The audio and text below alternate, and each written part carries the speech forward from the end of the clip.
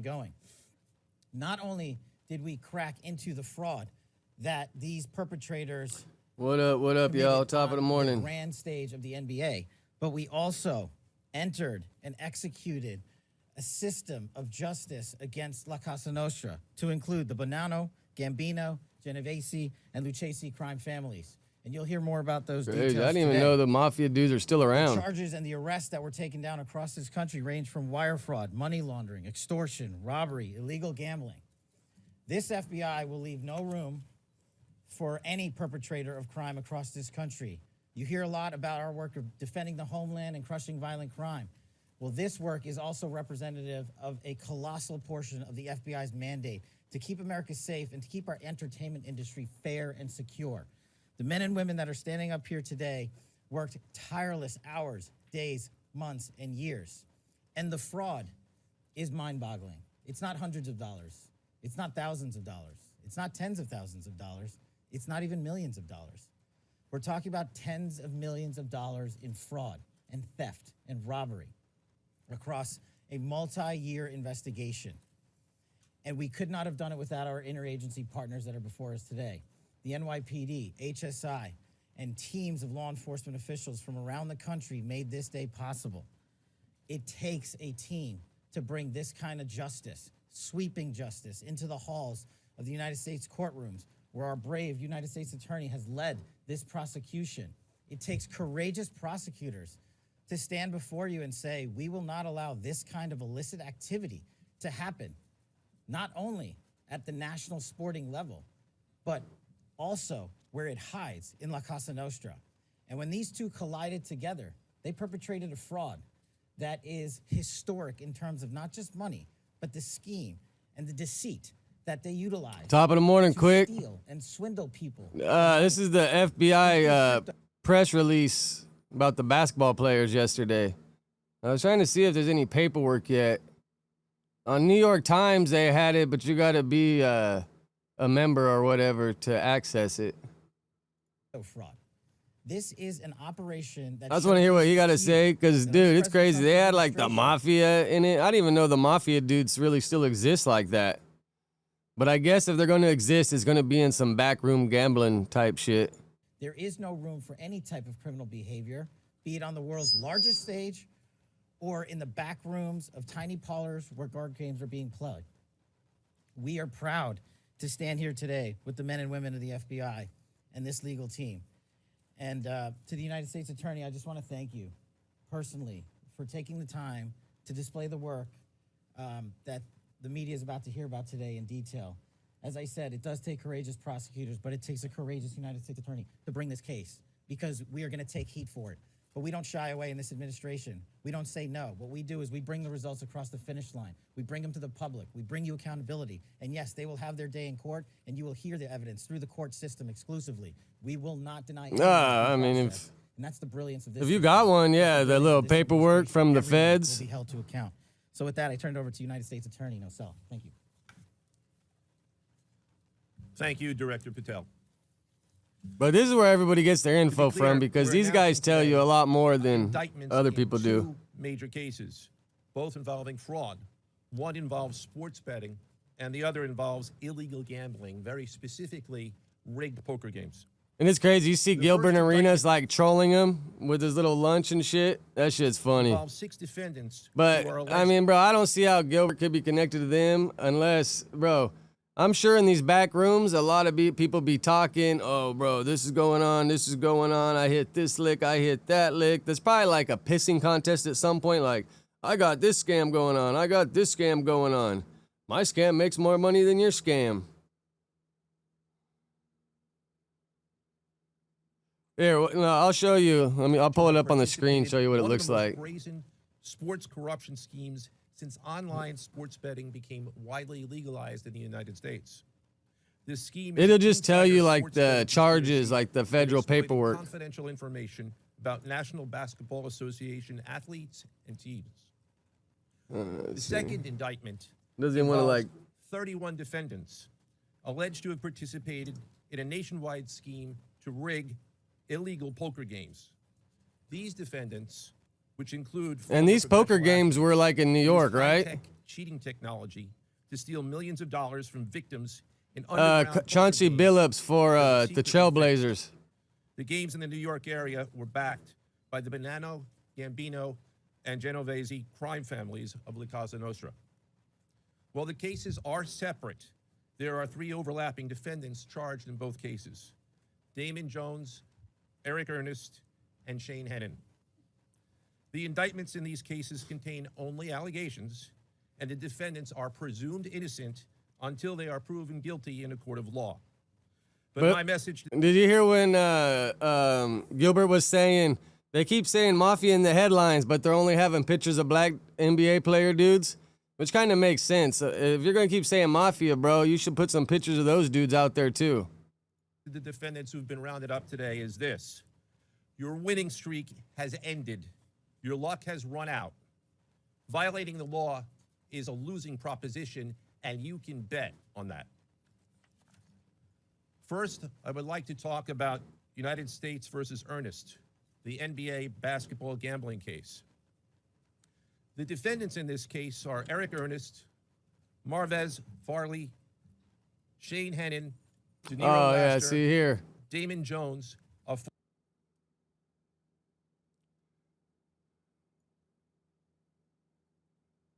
See, now it's not even letting me pull it up, but let me see if I refresh it, it'll show you. See right there at the bottom how it showed the little paperwork? See right here at the, it shows it for a second, and then it wants you to pay. former NBA player and coach, and Terry Rozier, a current NBA player. Yeah, I mean, Rozier's still playing. And here's the little, I guess, line sheet or whatever. And it's like, what do these guys get themselves into to where they get pushed over by these mobsters to make them do stuff? You know, if you got like, but it's like, bro, you're in the NBA, so your money should be good. Or at least good enough to take care of whatever. It's not like your daughter or your kid's sick, and the only way to save them is to get this $1 million that you can only get through whatever, you know? Like, what do they get themselves into that these dudes help them get out of, that they have that over them to push them to do this kind of shit? And then as soon as you have bettors, and, you know, a bettor's going to tell, everybody's going to tell one person at least, bro. That's like the rule, I feel like. Whether you tell your wife or you tell someone close to you that ain't around anybody else that can really spread it, everybody tells at least one person most of what they got going on or what they hear or whatever the case may be. Charged for their roles in the scheme, including former NBA player Jonte Porter. Between December 2022 and March 2024, these defendants perpetrated a scheme to defraud by betting on inside. And it's like, you see people saying it's the tip of the iceberg. Like, how much more do you think is going on than what these guys busted them with? And teams. The non-public information included when specific players would be sitting out future games, or when they would pull themselves out early for purported injuries or illnesses. They relied on corrupt individuals, including Jones and Rozier. They also misused information obtained through long-standing friendships that they had with NBA players and coaches. Didn't Cash Patel just look crazy, bro? Look like he's like on meth or something. Information by threatening a current player. You know, and look how he's blinking, bro. Existing gambling debts. Eyes moving, but if you blink a lot, that's a sign of hundreds of thousands of dollars. You probably got an Addy subscription or something. Mostly in the form of prop bets on individual. Bro, he's geeked up. Look at him. The bets were placed through online sports books and also in person at casinos.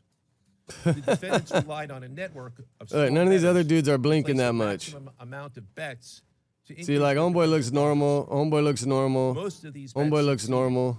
And the intended losses. He looks like a serious ass mofo. Like, don't cross him, bro. The defendants then laundered. And he just looks like he got something on his mind. Like, are these fools gonna find out about me today? Or are these fools? Is the next press conference gonna be about me?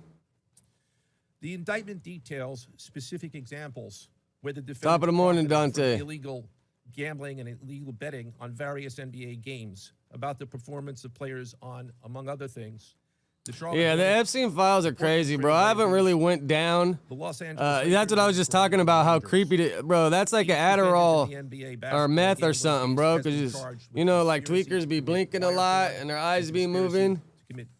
I feel like it looks like someone's about to expose him and he never knows when. Like, is the next press conference going to be about me? The rigged poker game. Yeah, and the Epstein shit, bro, I don't know. I haven't really dug that deep into it. I just hear what everybody be saying. Fuck, I don't know, bro. Just one thing I know, bro. A lot of people don't know how twisted their mind is until they have the money and the freedom to fucking find out. Most people will never know. Once you got fucking money and nothing else makes your boat float no more, bro, a lot of people start getting fucking twisted. So I don't doubt a lot of these rich fuckers have went over there. But the big trick is, bro, and I'm sure a lot of people that realize this by now, is all these fuckers are doing, if someone's trying to invite you into their house to fucking get you prostitutes or doing drugs or all this crazy shit, trust and believe there's probably a camera filming you, bro. They're not doing all this and rolling out the red carpet for you unless they're going to somehow try to extort you out of it. I feel like.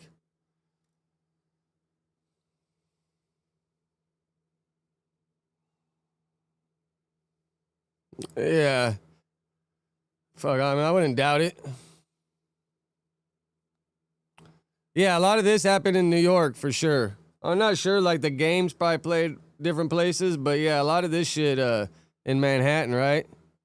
I've been to one gambling hall in Manhattan a long time ago, because back before weed was legal and you go to New York, you couldn't really smoke everywhere, bro. It was kind of hard, so my homie always said when he wanted to smoke, he'd always pop into whatever gambling fucking little room, building, or whatever he came across, and go, because they smoke in there. So you go in there and smoke, go on a little back patio or whatever the fuck they had. Hold on, my bad.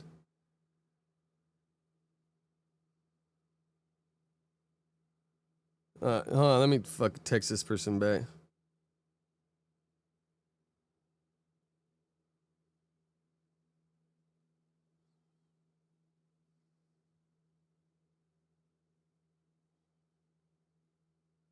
My bad. Trying to sign up for some shit, and I tried to call the lady yesterday, but she didn't answer, and she was supposed to call me today, and I knew this was gonna happen, bro. It's probably as soon as I get on live, shit's trying to happen, so I'm gonna try to tell her to do it at 12.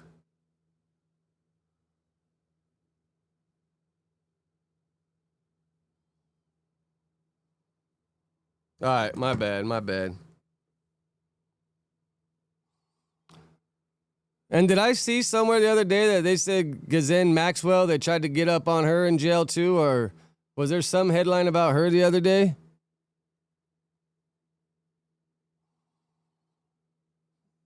I mean, that's a tricky one right there. I feel like the fucking shit's already falling apart.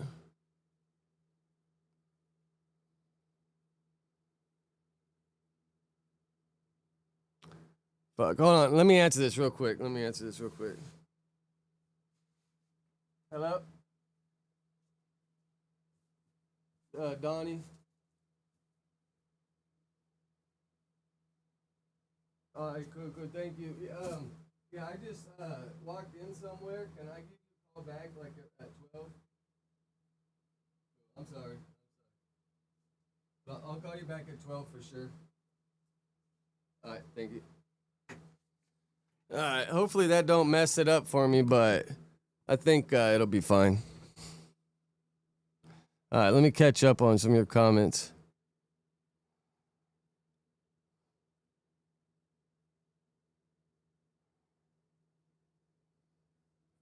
Yeah, I mean, I think everybody has the right to know, you know, at the end of the day, even if it fucking tears everything apart.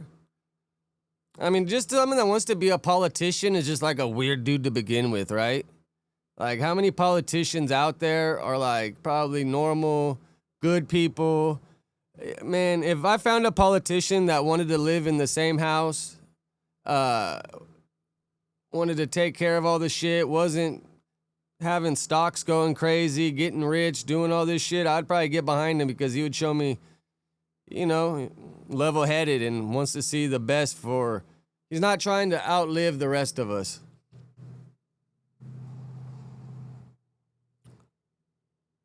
I didn't.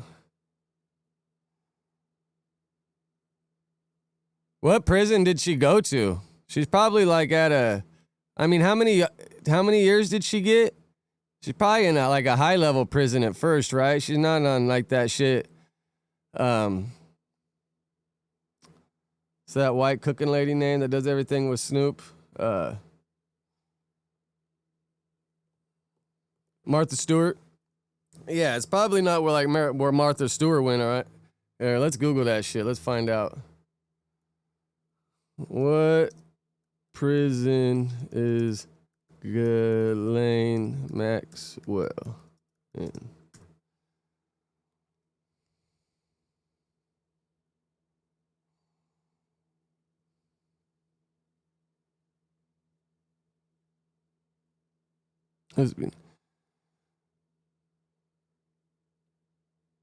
Yeah, I mean, I think that's what they're saying. That's what this fucker, that's what Epstein, that's his whole hustle. Epstein would get people to come, do shady shit, film them, get footage somehow, and then hold it over them. That's why I'd always get out of trouble. People would just give him a shit ton of money. It's because he was filming people and extorting them.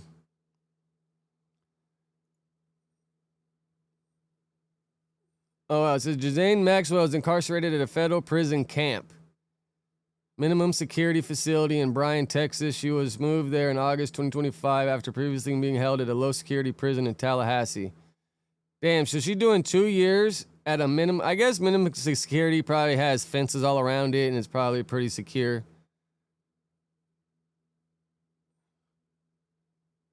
Let's see if we can find that shit on Google Maps, huh?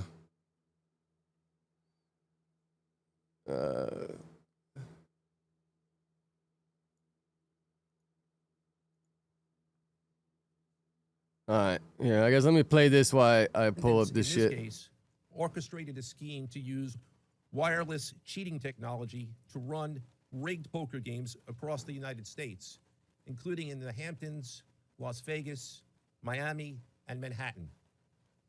The scheme targeted victims known as, quote, fish, who were often lured to participate in these rigged games by the chance to play alongside former professional athletes who were known as, quote, face cards. The so-called face cards. This is like a pretty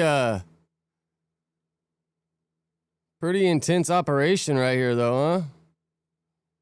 And if you get that many people together, bro, someone's going to tell. They're going to try to throw some time at somebody, bro, and they're telling everything. But here's the prison camp they say she's at now. It's like houses all around it. I mean, I see the fences, so we do got some kind of security, but, bro, if she really wanted to get out that bitch, I'm sure they could smuggle her ass out. And it's like in the middle of like a town. Trip out. Normally jails are on the outside of town, but I guess a lot of federal ones kind of seem to be right in the middle. But look at that, bro. People live like right here, and then Ghislaine Maxwell is just 2 blocks away.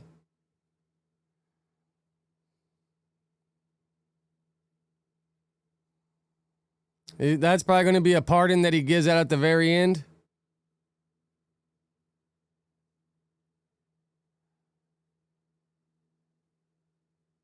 Well, we just seen there's fences on that one right there. I don't know if there's a fence at the front, but you could see the fences right here. All, you know. And then they got the track, fences. But it looks like chain link. So while you're driving down this road, you can just see them. Because, yeah, it don't even look like they have the sunshades on. And then they got like a little gate. I don't really see any closed fencing to get in there, though. But, yeah, it definitely got a little fence around it. I mean, you could climb that shit if you wanted to. I know, I'd trip out if Ghislaine Maxwell was like 2 blocks down the road in the little Fed camp.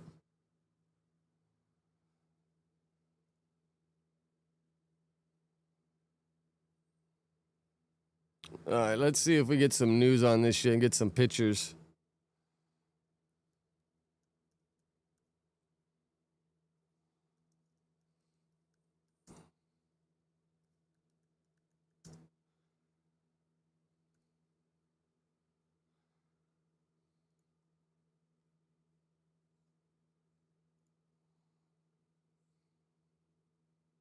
Which one got the best? Because see people be posting all like the videos, but a lot of that shit's probably reused from other stuff. Ah, bro, I hate when ads keep popping up.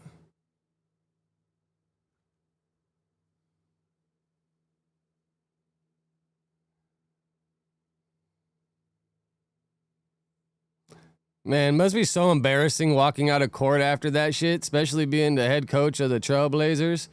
And just such a bad look for their organization, too. Like, yeah, our coach got caught cheating. The stunning allegations paint a picture of a sophisticated cheating scheme that featured X-ray equipped poker tables. Did you see the picture of the one X-ray table? Like, it looked like pretty much you just look under it like that and it shows the card. I mean, bro, if anybody had to tie their shoe or drop something, wouldn't they look up and see it? Or, like, how do they see it? Do they have, like, a little mirror or phone or somebody? Oh, yeah, you're right. Even I play the little fucking betting apps sometimes, but not too often, bro. And I always, when I do, I always pick, like, the little hardest ones. So I'll pick, like, 6 of the hardest ones where if you bet $10, you get, like, 1,500. Just, like, for the hell of it. I never bet on those thinking I'm really going to win. And if I do bet, it's going to be like UFC, not sports for the most part. The rigged card shufflers, that shit's crazy, bro, where it'll just pretty much shuffle to what you want. Marked cards, and they use a sensor-equipped contact lenses and glasses by colluding players at the table. Contacts I could see, but I'm surprised. I wonder if you look at the eye close, if you can see something on the contact. Glasses would be tricky, bro, because if someone sees you from the angle and sees through your glass and see you could see something, or if you set them down and someone picks them up. I mean, bro, if I was gambling and pokering, if anybody ever set their glasses down, I'd pick them up and just look. Just for the hell of it. It's the stuff of blockbuster mob movies, allegedly featuring a Hall of Fame basketball player. Yeah, I bet you there's going to be a movie about this in like 2 years.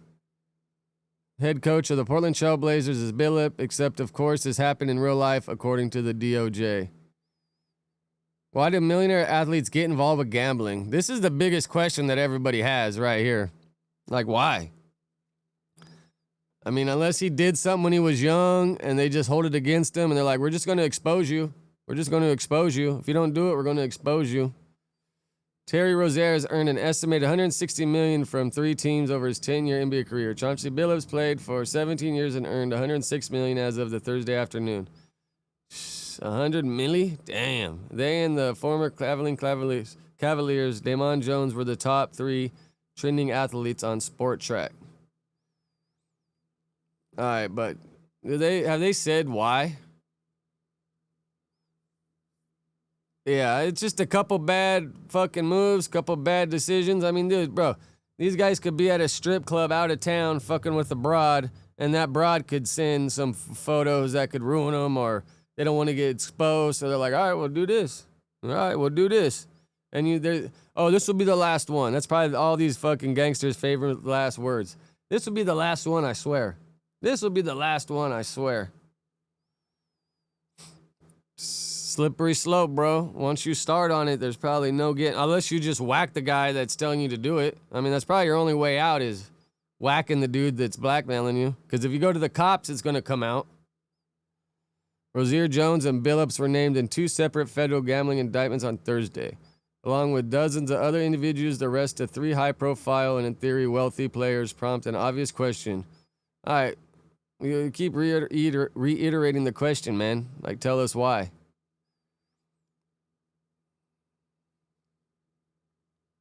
Breaking down the 2 arrests. What's going on with the FBI arrest in NBA? Blazers head coach Chauncey Billups, Miami Heat guard Terry Rozier were arrested Thursday. And I wonder how Terry Rozier's teammates feel about this. Like, he'll probably never play again, But just say he happened to play again or whatever. I don't know. No team's ever going to want to play with this guy again. They're going to look at him like a fucking scumbag. Because I'm sure most of these players are in it to try to win a championship. Like, that's their goal in life since they were a kid. What's going on with the FBI arresting Chauncey Billups and Terry Rozier? Well, there are two separate cases. Billups was arrested in an FBI investigation called Operation Royal Flush for his alleged involvement in illegal poker games that were rigged by the mafia using special glasses and X-ray poker tables to see other players' cards. But see, it's like underneath the table. So I'm just curious, like, how did they know what was under the table? Like, what technology was telling it to him? Yes. Oh, especially really. the diehard fans over over there. Faces of the operation. Sure, probably crushes Major them, man. organized crime families such as the Gambinos use the legitimacy of playing poker in a game with a famous face like Billups to lure unsuspecting gamblers into these fixed poker games where they ultimately lost over $7 million. Then there was a totally separate FBI investigation called Operation Nothing But Bet that arrested Terry Rozier and former NBA player Damon Jones for a scheme to place bets on NBA games based on non-public information. In short, betting on rigged games. It was mostly stuff like betting on a player's unders when that player is secretly planning to pull themselves and out of did you the see any of the videos they played at Rozier? Like, bro, totally like trying to pass and someone stealing the ball, trying to shoot and ricocheting off, like, bro, like some of you could just tell, bro, this dude was loafing. And I seen a couple plays in the NFL in the last couple weeks that, like, I forget what game it was, but the dude was going for a touchdown, rushing in, and you see the defensive player, like, instead of having his hands out trying to get him, he kind of had him back like this, and the player just slipped by him. And I was like, well, I thought to myself, like, I'll probably see this video years down the road of this fool getting caught doing some shit. The game early due to injury or illness. Terry Rozier is alleged to have facilitated bets on his own under stat lines when he knew he was going to. But can you bet if you're betting on yourself to win? Are you allowed to do that? Himself early, while Damon Jones is alleged to have passed on non-public injury information about LeBron James while he was working with the It Lakers might have been star as a that game, but personal there was shooting one coach game, during bro, the where 2023 season. the highlights just were a little crazy, man. I'm like, bro, did it look like that guy and try not to tackle that guy? Jones was not employed by the Lakers, and LeBron is also not accused of any wrongdoing. However, this is the same FBI gambling investigation that charged Jonte Porter last year for also betting on his own rigged under stat lines. Porter received a lifetime ban from the NBA and will be charged this December after pleading guilty. Currently, the NBA has placed both Billups and Rozier on immediate leave from their teams, and the Trailblazers have named Tiago Splitter as their interim head coach. How much time do you think they'll get for this shit? Like, do they get years or just a couple years?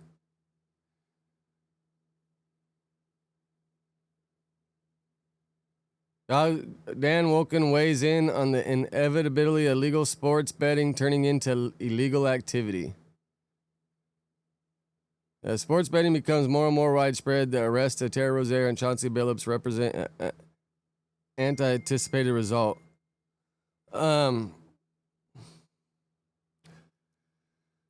But Chauncey Billups, he was just cheating people out in cards, right? Like, he technically wasn't betting on the games. He was just cheating people in cards. So, yeah, I mean, that's shady, but that technically doesn't show that he was, like, hurting his basketball team. He was just scamming people out of their money, bro. Like, don't you have enough with your 100 milli?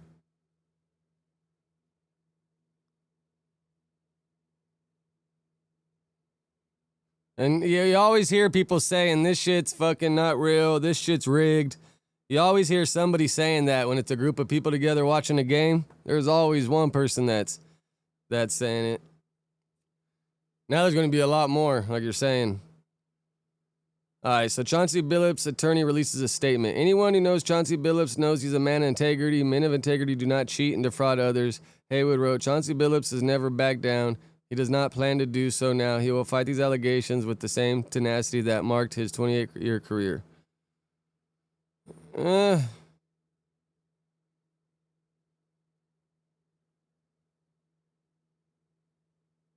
don't know, bud. I think it's a wrap for you. Oh, top of the morning, Sev.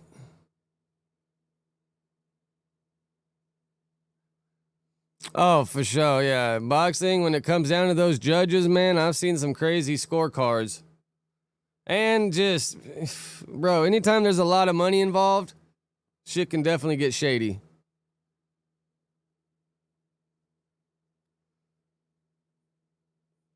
To believe that Chauncey Billups did what the federal government is accusing him of is it easier to read like this? Is to believe that he would risk his Hall of Fame legacy, his reputation, and his freedom. He would not jeopardize those things for anything, let alone a card game. Furthermore, Chauncey Billups has never and would never gamble on basketball games, provided insider information, or sacrifice the trust of his team and the league, as it would tarnish the game he was devoted his entire life to. Chauncey Billups was never back down. All right, let's pretty much read that one earlier.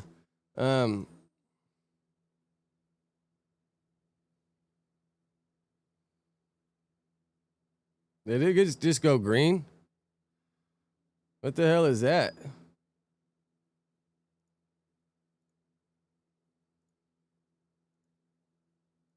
Hold on. Damn, that was crazy. What the fuck happened there? Oh, I hit the wrong button. My bad, y'all.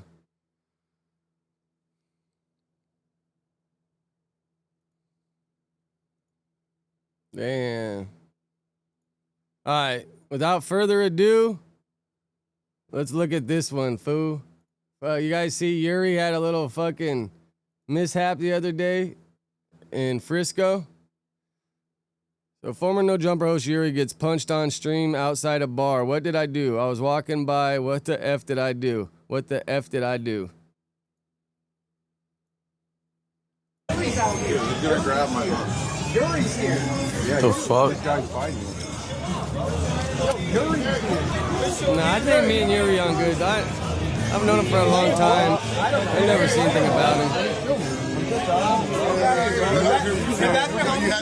This guy's pissed off. They're filming.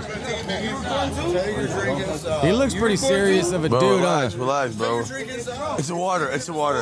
Okay. Okay, I got you. Recording you. Oh, is that why that old man was wiping stuff out of his eyes? I'll get the water. It's water. I got water. Water. It does kind of skip at one point. Oh, so is that what Yuri's holding? Is pepper spray or something? Let's just go. Oh, I thought he was like pointing his phone at him. He's all pepper spraying him. Oh my God, Yuri, bro. What the hell are you doing? All right. And he like walked away a little bit until that guy came over there, and then he's like, hey. Excuse me. Oh, that's a hell, man. Get sprayed. That's dog. I'm just passing by. What did I do? Sprayed. Yuri's fighting. Yuri's out here. He's gonna grab my arm. Yuri's here. Yeah, The fuck? This guy's fighting me. Yuri's here. They get mad when Yuri's fucking out there filming, huh? He's always getting people pressing up on him. You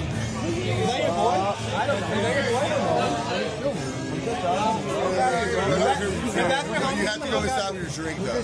This is water. Take your drink inside. You record too? Bro, relax, bro. Drink inside. It's the water. It's the water. Okay. Okay, I got you. Recording you. And it's crazy. At the end, when these dudes start circling Yuri to the side, I don't know if these guys are his homies and they're all filming, but they just turn around and walk away. Like, because I was wondering, I thought this dude might have got hit or something. I didn't notice Yuri was spraying him, so it makes sense now. Dude, what is going on? Nate, don't film too much. Don't film too much, though. Don't, Nate, don't film too much. I'm surprised this lady ain't gonna hit him. Like a bitch. I was walking by. What the fuck did I do? Yeah, don't. Oh, Like, shit. Yuri, knuckle up and get down with the dude. Just don't sit there and yell at him and spray him with mace. Like, fucking come on, bro. You gotta be aware of the fucking mace sprayers, man. They'll pull that shit out on you last minute and you won't even see it coming. Leave the fuck alone. Oh, shit. Yo, Yuri. Yuri fucking fighting with these guys and spraying this dude with mace. Oh! Cause see, yeah, this Bro, guy dude, tried don't to film come out this the shit, cut bro. and Don't get film him. this shit. Nate, don't film this anymore. Nate, stop. It must be some weak ass mace if it ain't phasing this dude that bad. What the fuck did I do? All right, I'm already getting a ban. See, they're starting to like circle him. Did he get beat up? Did he post anything on his socials about it? I'm already getting a guess ban. we I'm should gonna go go. look. I'm gonna Don't go. film this anymore. Just go. Just go. Walk, dude. Walk from this. We gotta go. Just go. Go. Go. Go. Go. Go. Go. Go. Go. No, we're going. We're going. We're going, dude. We're not doing that shit. We're not filming that. Go. What the fuck is going on, dude? What is happening? No one's being a reducer. Cops for eating in a park. What the fuck is going on, dude? Just go. Just go. Dude, what is going on? He's pressing for Nate, don't film too much. Dude's pressing for Don't film too much, though. Don't, Nate, Nate, don't film too much. I know. like a bitch. I was walking by.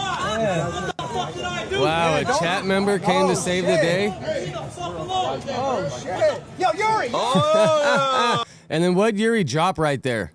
What fell? Oh fuck, dude. Bro, dude, don't film this shit, bro. Don't film this shit. Nate, don't film this anymore. Nate, stop. Oh, his glasses? That's what fell off and hit the ground? What the fuck did I do? All right, I'm already getting a ban. I'm already getting a ban. I'm gonna. You already passed what the fuck you do. You sprayed him with mace. Now these dudes are gonna get your ass.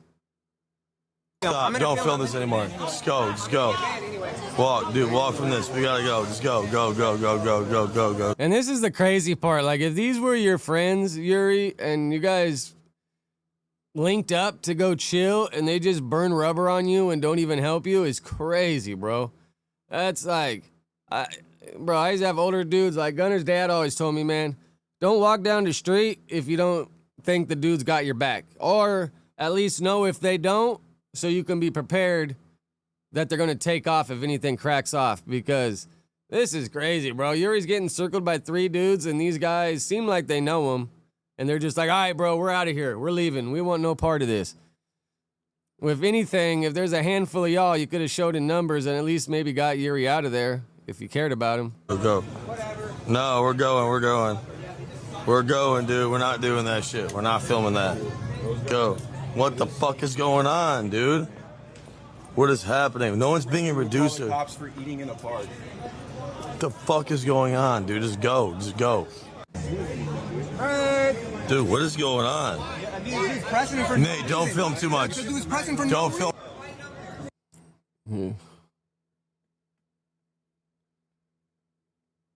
No, yeah, I've watched pretty much everybody that was friends with him. I knew Yuri like a few years before No Jumper era even happened for him.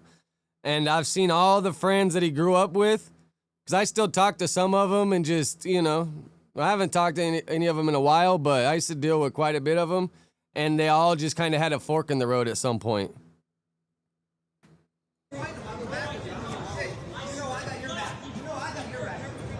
Just run, dude. So what's We don't wanna happening deal- here? Is this Yuri still? With that chat, kick staff. We don't want that. We're not endorsing that, dude. We're not filming that. We didn't know that was gonna happen. No, we didn't know that was gonna happen. We're not filming that. Oh, is this guy live That's streaming fine, too? though. We're not filming that. We're not filming that. That's not okay. We don't know. I didn't know that was going on, dude. Like, what the fuck is going on, man? We're not. So crazy, bro, that they just left him. Like, I would be so pissed if I was hanging out with these dudes. But I'm sure Yuri dug himself some kind of hole at some point, right?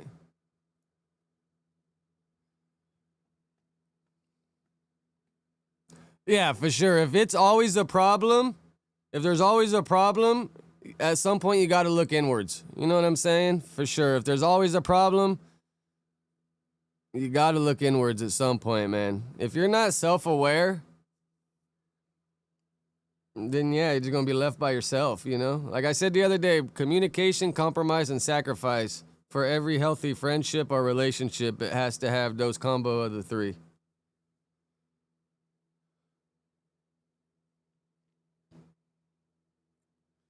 Yeah, I give Yuri credit, though. Fucker, he's been going at it for a fucking long time.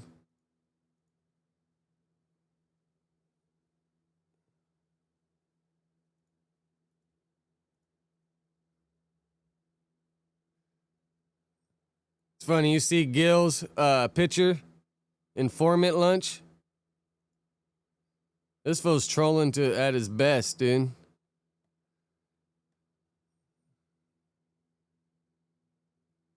Yeah. Where we go? This one was pretty good. Where was it? I had it on earlier. Man, trip out. They're closing all the Amazon DSPs. Are there slowly but surely? It's a pretty interesting video, bro. This dude did 600K in like a couple days talking about Amazon closing.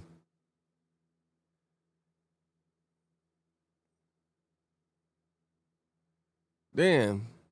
What was I watching it on if it ain't here? This dude, Bravo. Man, this guy's crazy.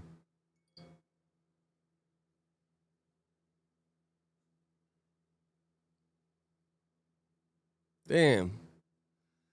What was I watching that shit on?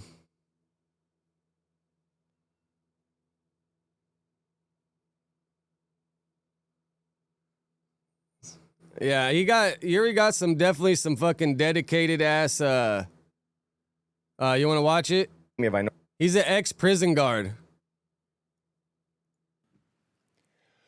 Welcome back to our channels, Warriors. We are still going never to be heard this dude's voice level before? 4 GP white. Smash that subscribe button. Go and have them smash it right now. First and foremost, let me give a shout out to the growing list of members to our website. I just checked. We got more, and more. If you want to help out and contribute. And this is crazy. So far this year in California, prisons have had 94 murders. But that's way higher than average, bro. I'm not sure what the average count is, but this is pretty damn high. One way to do it is sign up at the membership. This wouldn't be possible without you. Stay tuned for your well-deserved shout-out at the end. This motherfucking episode. And it's just right crazy. here, I guess because Yuri got his chat that he doesn't really under need Jeff McCumber's watch. What friends, the hell is I guess. happening? Is anybody listening? Don't trip, Hector. I almost had a mental breakdown earlier, and then I came to, I'm like, I can't change these people. And I feel totally comfortable knowing that. Yeah, Hector's from Dago, here right, it is, Sev? The news. You guys like news? Isn't that what I think I've heard him say it before. Salinas Valley State Prison officials investigating the death of an inmate as a homicide. October 23, 2025. Today is October 23, 2025. Right now, the time is approximately 17:34 hours, which is 5:34 p.m. for you non-military and law enforcement folk. At approximately 9:52 a.m., staff in a recreational yard observed inmate Todd Givens, Robert England, and Ray Waldron attacking another inmate. That's fucking 3-on-1. And I'll give you my little spill. That's fucking 3-on-1. Hector, what does 3-on-1 mean? It means you ain't gonna make it. It means they don't want you to make it. You ain't gonna make it. You ain't gonna make it. You ain't gonna make it. With what appeared to be inmate manufactured weapons, staff issued verbal commands to immediately halt if the they send attack. 3-on-1, Get down! Get down! Trying to take you out the game. By the time responding staff arrived, the aggressors had already stopped, and staff swiftly began life-saving procedures on Morgan. And this Salinas Valley, I'm pretty sure that's a level 4. I think they might even have a 180 yard there. So this is a pretty serious place for sure. This is pretty serious. He was pronounced deceased by the prison medical staff at 10:04. Look at that, dude. They motherfucking whites do not fuck around. They do not fuck around. That was I'm gonna crazy. give you my spill in a bit. 9:52, they sent 3 dudes. I think all the heavy races get hitters. bowdy, for sure. You don't mess with white people in prison, let me tell you. That's by far the most fucking supreme race I've ever seen in prison. Fucking this dude's crazy, right? Don't worry. I'll get to what I'm gonna allude to. Pretty much, if you get hit by If the he whites, was you're white, fucking done, man. I ain't never he seen a probably- hit done he wouldn't be able wrong to by say the all whites. that. That's a fucking fact. Anybody in prison knows it. Givens, England, I was in and Waldron, the Donovan. 3 suspects were moved to restricted housing. I'm surprised. Fucking 2025 is wild as fuck. I'm surprised fucking... Yeah, I was actually in Donovan, and I heard this guy talk about he worked in Donovan, but I think he started after I left there. But yeah, I went to Tehachapi and Donovan. I didn't really get in trouble, so I didn't get shipped around. Just went those 2 places. Sergeant Vargas didn't write a compatibility chrono that it was a misunderstanding. That's an inside joke. Fuck you, Hector. Fuck you. We love Salinas Valley State Prison. You do? Golly gee. Morgan, 57, was recently received from Santa Clara County on May 22, 2002. I graduated high school that year. He was sentenced to life with the possibility of parole for second-degree murder, burglary. All right. Anyways, this dude was a fucking made man. This dude was a heavy hitter. All right. This is the guy right here. I ain't gonna go into much prison politics, that ain't my thing. CDCR number Tango 54968. This is a victim. Todd So S. I had a T Morgan, number too. deceased, AKA Fox, may or may not be a fucking, or was a member of the white organization. Yeah, because when you go to you go to reception and then you got to see your counselor and then they ask like, what 3 places would you want to go? And this dude kept saying, bro, you either want to go to Soledad or Donovan because they're close to the ocean and they got the best weather. You don't want to go to somewhere out in the desert or somewhere like up north, far away.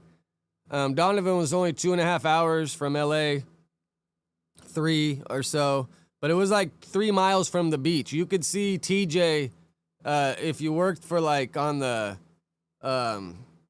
air conditioners or plumbing, like they have some inmates that help the free staff do that. And I was told if you were working on the air conditioners on the 1 yard, you could see the ocean and TJ from there. So yeah, that's why I chose there, and then I ended up getting lucky and going there. But now it's all bad. I think the whole prison's like SNY. That's where the Mendez brothers are. That's where a lot of famous people go there because they used to go to CMC. I don't know why they don't go there anymore. Maybe because Donovan got the best weather out of all of them. So that's probably why they all try to get over there. Hector. But it was still good when I was there. I'm not sure when they turned it all over, but it wasn't all bad when I was there. I get asked that question a lot. Oh, man. Just because they hear the name? Oh, my goodness.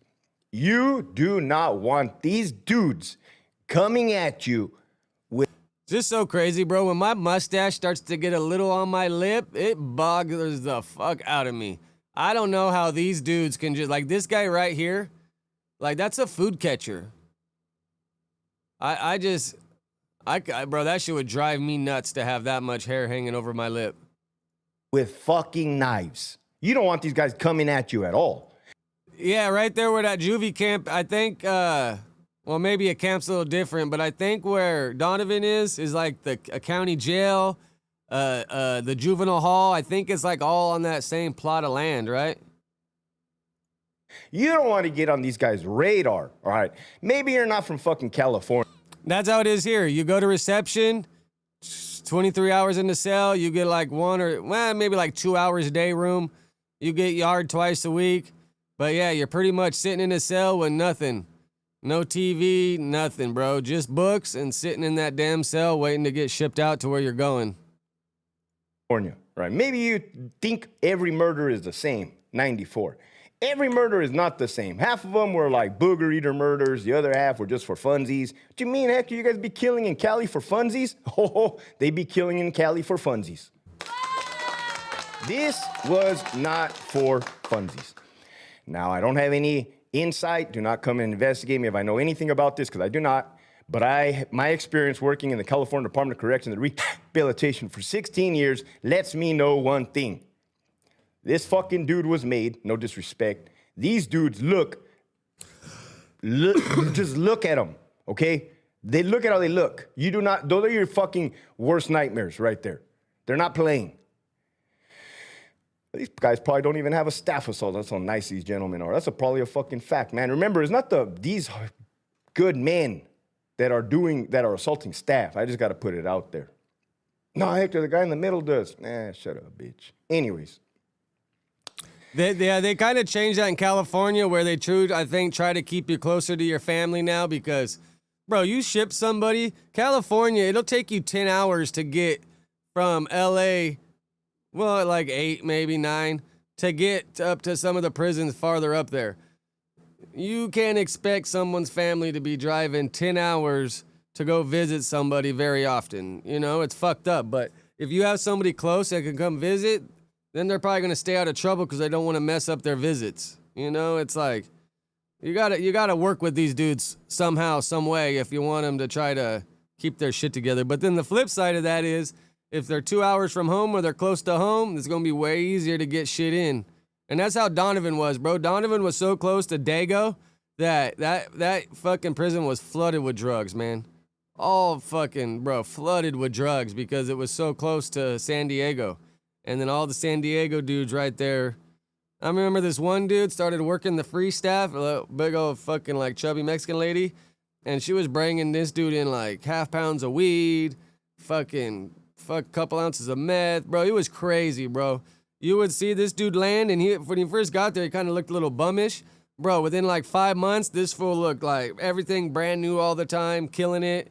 And then another 2 months, and he got busted, and they came one day and took like 20 people, arrested them all. Because it's a very small community, bro. Everybody can see what's going on. Everybody knows what's going on. All you need is one hater to start dropping kites and being a snitch, and your party's over. One of these guys was a death row inmate. I don't have to look back at my notes. I don't know which one was the death row inmates, but one of them was a death row inmate. What does that mean? It means that at one point in time, one of them was sitting in the death row, San Quentin. The governor decided to let them all out. Apparently, it was a law that passed. I don't remember voting. And now he got action on the yard to take somebody's wind. Hector, is that why we had death row to begin with and isolated them? So, what do I know? What do I don't know? I don't know much. Don't ask me. And it's crazy. All these dudes, a V number, that came after me. H number, that's old. H is like before J. And then this fool got a V number too. After V, I think they went double digits. To the whites. Fuck you mean shout out to the whites, Hector? Shout out to the whites, man. Shout out to the whites, dude. I really thought, no disrespect, that you guys were kind of a thing in the past. No disrespect, man. You gotta admit, we really hadn't heard any much. A lot of RICO indictments. Oh yeah, the victim was involved in the RICO. Possibly could have been the reason. I don't know. I don't care. I don't want to know. Oh yeah, it's real. It got turned. No, for sure, quick. I've experienced quite a bunch of shit in my life. I got a bunch of different chapters. Still got a few more to go, and every day you just got to realize like you always got more to learn and more to experience. But yeah, I'm pretty well rounded, man. I'm pretty well rounded. Been running around doing shit my whole life, having shit, messing with shit. And then I'm a guy that wants to like know how shit works too. I don't want to just fuck with it. I want to understand the inner workings, what it takes, all the angles. And then no matter what you're doing, it's all about your tools. You could know how to do something, but if you got that good tool that can make the job look better, finish faster, etc., it's all about the tools.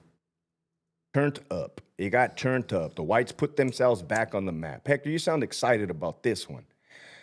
This to me is normal prison. Normal prison. You're gonna get God if you're in. You're gonna get God if you're doing shit. If you're playing around like that or involved in something like that, right? What about the other murders, Hector? You mean to tell me all the other murders don't compare to this murder? They're different. They're different, man.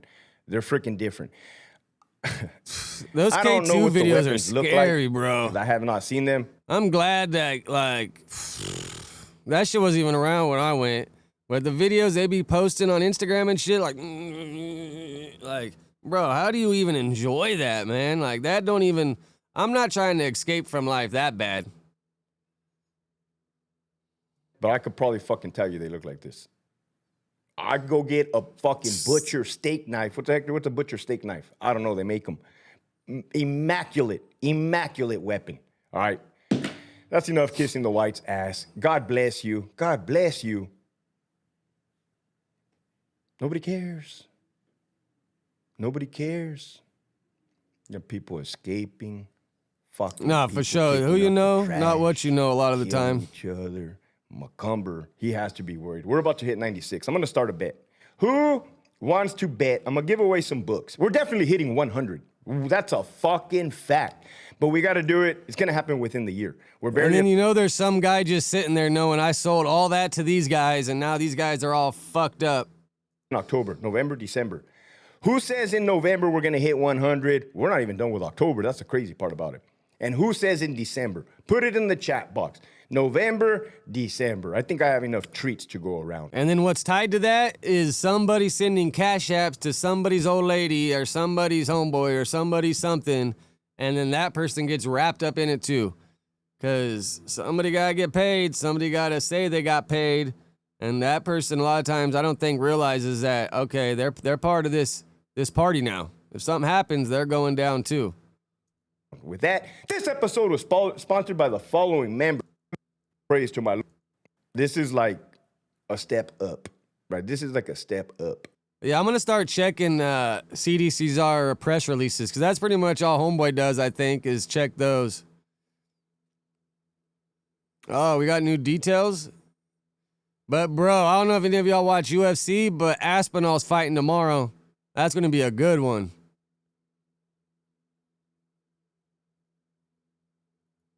A private investigator claims he's Oh, I think I seen, if they're talking about the private investigator, that guy was on that Law and Order or that Law YouTube. uncovered crucial new evidence in the haunting case of 15-year-old Celeste Rivas Hernandez, the girl found in the front trunk of a Tesla registered to rising music once star someone got a lot David. of And store that and new everything, you're evidence just like, he all claims right, I see includes you. who was the last one driving the Tesla where the teen's body was ultimately discovered. Sandra Mitchell is live in Hollywood with more on what we're learning tonight. Sandra. Micah and Cher, that private investigator, told me tonight that he actually has video evidence of the last person driving that Tesla. He says he has supplied it to the LAPD. He also told me tonight an arrest in the case could be coming very soon. New clues tonight about the crime involving the remains of a teen girl found in the trunk of a Tesla owned by rising star musician David. I think she I think has been deceased a lot. It's going to be coming to a close soon because private investigator's been doing his work. I'm sure the cops came and took everything, and now they're starting to go through it, figure it all out. He got a lot of money, so before they come at this fool, they got to have a solid case. You know what I'm saying? Nah, I'm saying A lot longer than what people may have originally thought. It could go back as early as January or February, which is hard to fathom. Private investigator Steve Fisher recently went. That's crazy. I think the last time they have seen her or anything from her was January, right? I think. And inside the Hollywood Hills mansion where David lived just before the body of 14-year-old Celeste Rivas Hernandez was found in his abandoned Tesla. There were disturbing items. And Fisher told KTLA he found items that could be linked to the crime, items left behind by LAPD even after a search of the property. There's some physical items that I unfortunately can't disclose. But now this guy's saying she might have been dead since then. Because when I first heard about it, I thought that car was parked there at the beginning of the summer. But I think this dude's saying the end of July or something. It's just, bro, crazy. Like, where were you keeping this girl, man? Like, what the fuck was going on? Significant because they could be something that could have been used in a plan to actually get rid of her body. Fisher also says he's uncovered interesting video from neighborhood security cameras that he's handed over to LAPD. He says he knows who was driving the car when it was abandoned in late July, presumably with the body in the trunk. I'm certain I know who it is. I can't say, but there is surveillance from the 29th, and I'm certain I know who this person is. The initial autopsy showed no obvious cause of death. Investigators now are waiting for toxicology. I wonder if he can get in trouble if he starts saying who it is first. All right, he's probably just telling the popos. She reports. It's been almost 7 weeks since Celeste's body was found. No arrest and no suspects. It's funny, I've had to pick a car up from that tow yard before. David, real name David Anthony Burke, has not commented, but he did cancel his world tour, and he has not been seen in public since then. It's crazy. Where do you think this dude's hiding out at? You think there's anybody around him? Like, who's there around him? Couple people? And if he did it, had any part to play in it, man, he's probably just sitting there stressed the fuck out, just waiting. Been shocking how silent he's been for somebody that really lived online. And not only him, his videos but are crazy people now, around. bro. If she was really dead since January and he was making all these videos and the tour with the thing, like, because it could have been just a weird ass coincidence. But if she was dead for that long, then this fool was definitely playing on that shit. Top of the morning, Tech. Around him in his immediate orbit, they've gone completely silent. So we do know there was at least one crime committed, concealing body. When might we expect an arrest in the case? The investigator believes that LAPD is waiting for those toxicology reports, which could come any day and could indicate 7 a more weeks is a while for serious crime. toxicology. For Live Tonight in Hollywood, I'm Sandra Mitchell, KTLA 5 News. Sharon, Micah, back to you. All right, Sandra, thank you. Yeah, it's just gonna come down to the hard evidence and facts that they have. You know. Let's see if they got anything new. Celeste Rivas has sparked an important question in all of this. It might not. They're all just resharing this fucking private investigator story. And it's like, all right, bro, cops, tell us who was driving the damn car now.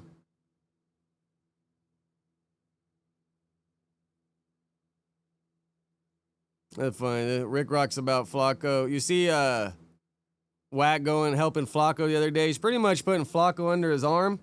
And everyone that hates Wack is, I feel like, now just going to turn on Flacco. I mean, everyone's kind of turning on him or they like to talk their shit. But I feel like, bro, if you really say you're part of the exposers and all that, then you just kind of lump yourself into a whole nother category.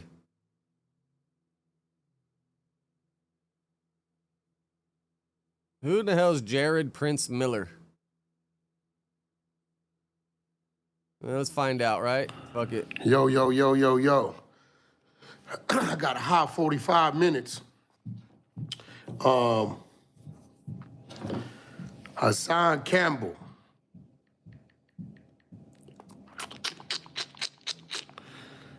We're gonna get right to it.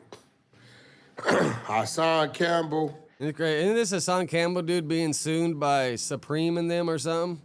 Seeing shots at a Gerald Prince Miller. Let's go. Hey, Prince, remember him? Ooh.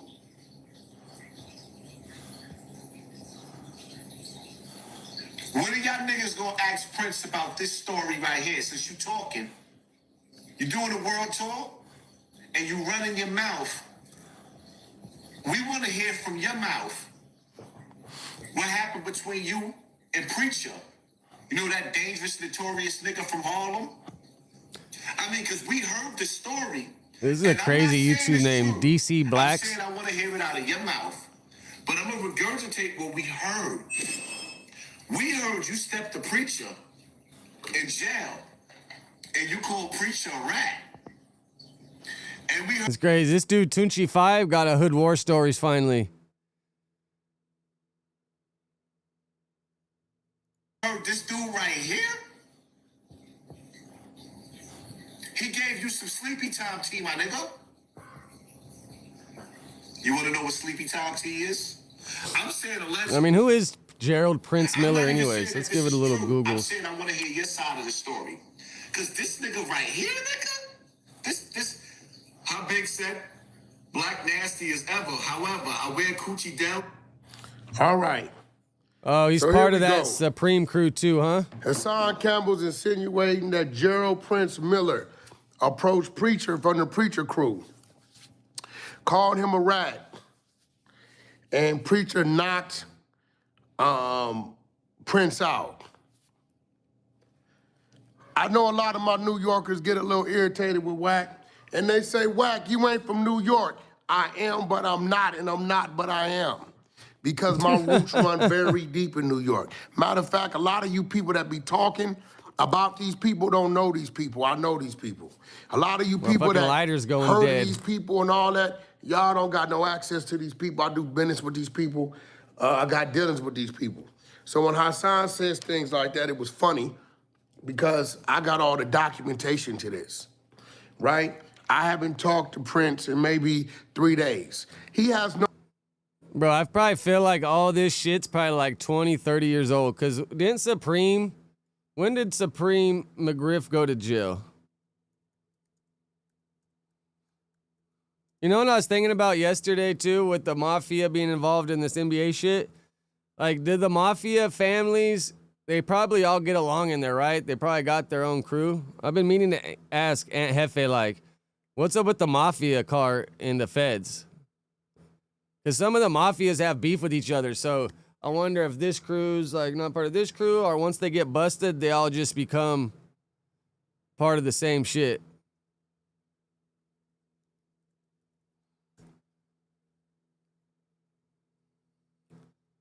Okay, so Kenneth Supreme McGriff was convicted in 2007 for murder for hire and drug trafficking, and concluded a long criminal career that began in the 1980s as the founder of the notorious Queens drug gang.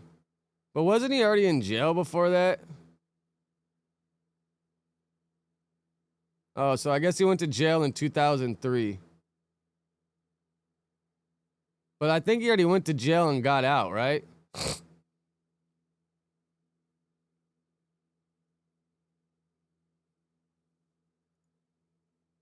No idea that I'm doing this, but I'm pretty sure the brother wouldn't mind me speaking my piece based on facts. Right? Whack.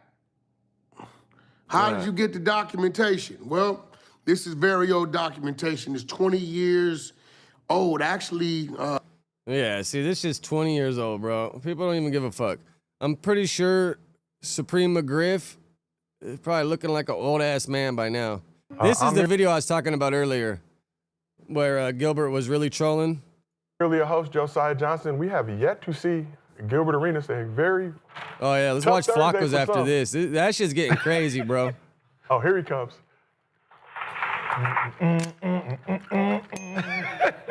This fool, bro, you king troll. How y'all doing, baby? What's up, big dog? Info. Huh? Inform. Oh, let's say info on there. Inform? No. This is lunch. Inform. Just got back. Does this shit do good views? Welcome back to Gil's Arena, presented by Underdog. Whoa. Why didn't it stay playing it? Oh yeah, he does pretty good views on this shit. Welcome back to Gil's Arena, presented by Underdog. Whoa. I'm merely a host, Josiah Johnson. Baby. What's up, big dog? Just got back. Imagine Wack doing that zesty drill dance. I don't even think that fool could like hop up and down, but someone needs to make an AI video of Wack doing the zesty drill dance. Listen, I'm the sixth man. Hiding in the shadows, huh? How y'all doing, man? What's the no, this is my lunch, man. I ain't get to eat it over there, man. I was talking too much. You gotta be careful though, bro. I don't know how serious the dudes he got busted with in LA are, but they got family members. They probably got connections. I don't know if I'd have the balls to be trolling like this but bro, I don't know if you guys remember, we read the paperwork. This fool said, "Where's my money? I want my money." He definitely knew what was going on, condoning it, letting it happen. Because he wouldn't be saying, "Where my money? I need money. Where my money?" if he thought they were just renting the place. Wait, what is that? I got information on the new case. What's that, a Danish? Oh, yeah, got my little Danish. Hey, man, look, I ain't gonna lie, they treat you good over there. The first 48, come back. That news, they give you coffee in it? Man, great. My wife just sent me this. Her sister fell asleep and crashed into a pole. Fuck, man. It's been like 3 crazy things lately, bro. I'll be able to talk about one probably next week. And then my dog, I don't know if he ate something. He was like drooling crazy for a couple days. He got a horse bark, and then he got a little bit of fucking blood in his stool. But everything else is about him normal. He's still eating. He's still playing with the dog. He's not breathing hard. But man, I feel like shit always happens in the trifecta. Any coffee in there? He did all that for a Danish. Right? No, I got Oh shit. Here's another video. Fuck, man.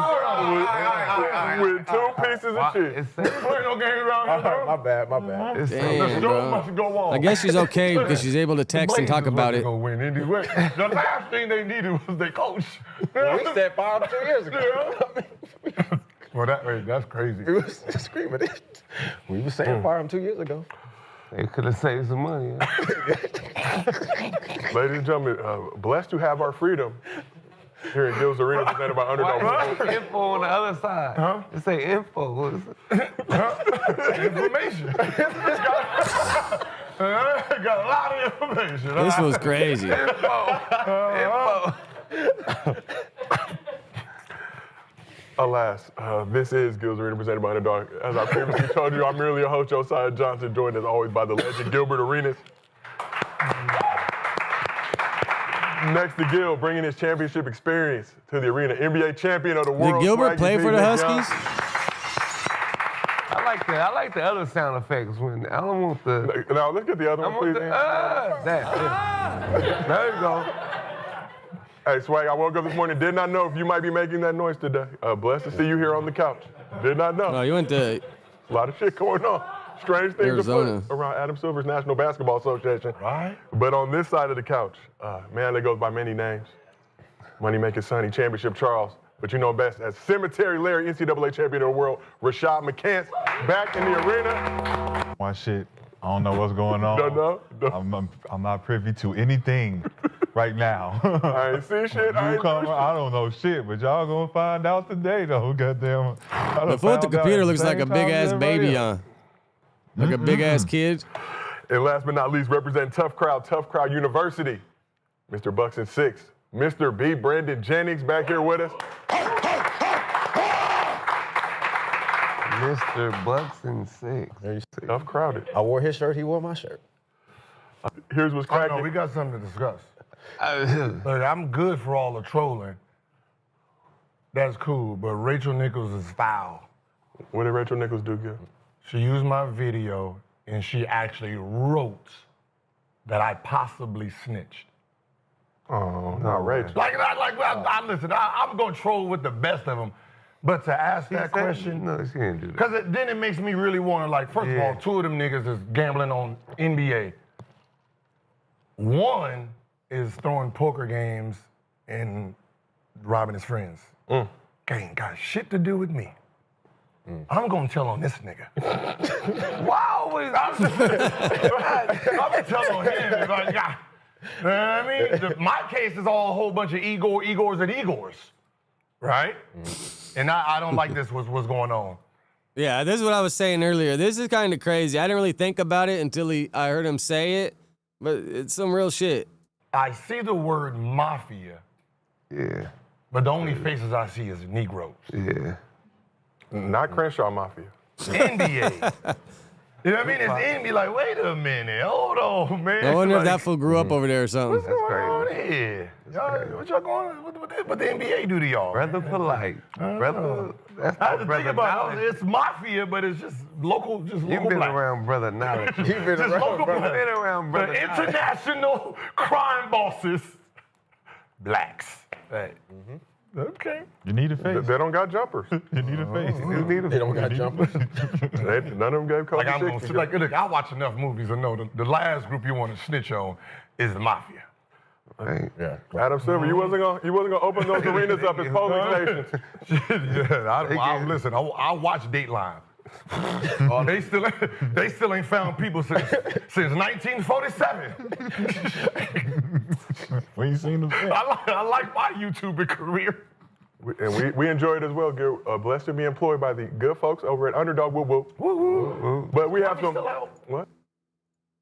No, is Kwame still out? Because I swore I told on him plenty of times.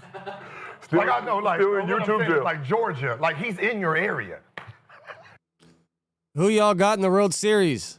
Going for the Blue Jays or are you going for the Doyers? All right, what else? I know I got a couple more topics saved over here.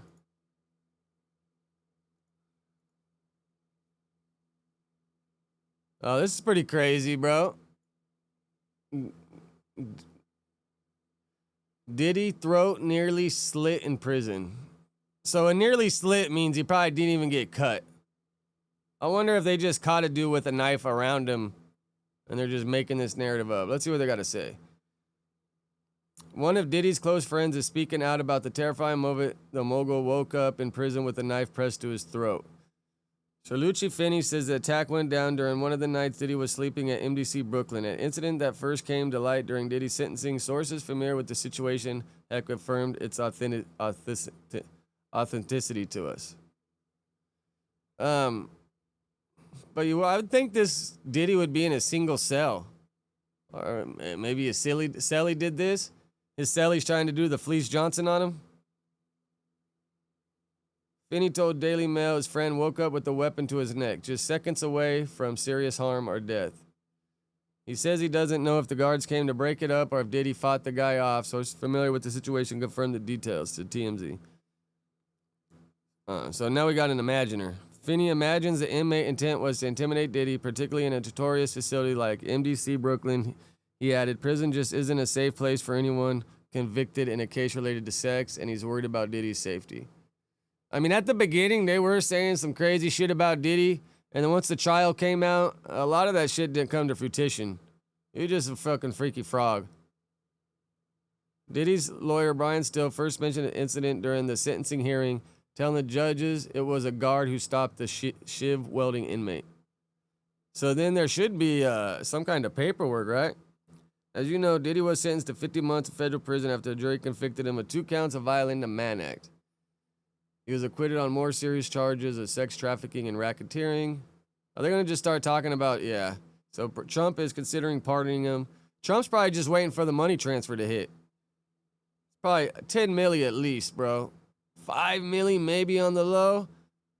But I would say for sure between 5 and 10 million, Diddy's paying Trump one way somehow to get this pardon. A former convict turned prison consultant told us TMZ Diddy's next prison won't be nearly as dangerous as MDC. Yeah, I'm only with a couple years. He's going to a little camp for sure.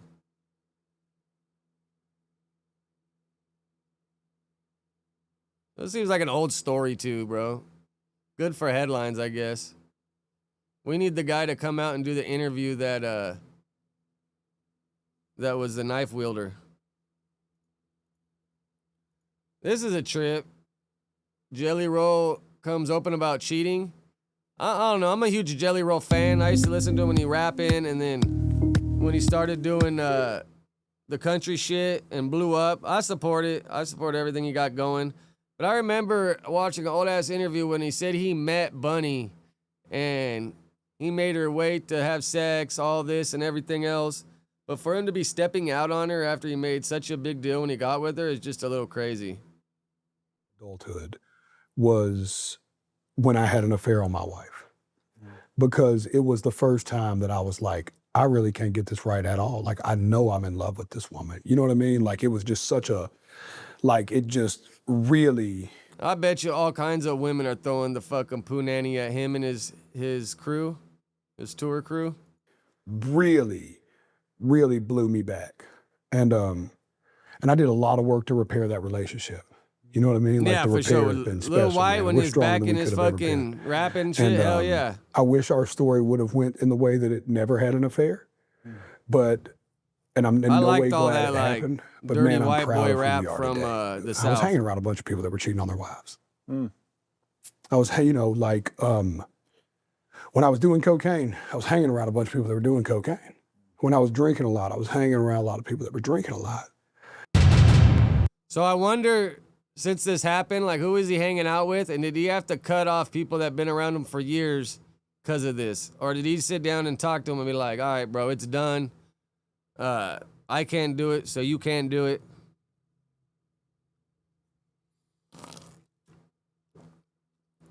Bro, look how much weight that fool lost, though, bro. That shit is crazy. I was hanging around a bunch of people. Way thinner here than here. And he's a big-ass dude, too. I don't know if you ever seen his feet when he's, like, standing up. Looks like he got feet like Shaq.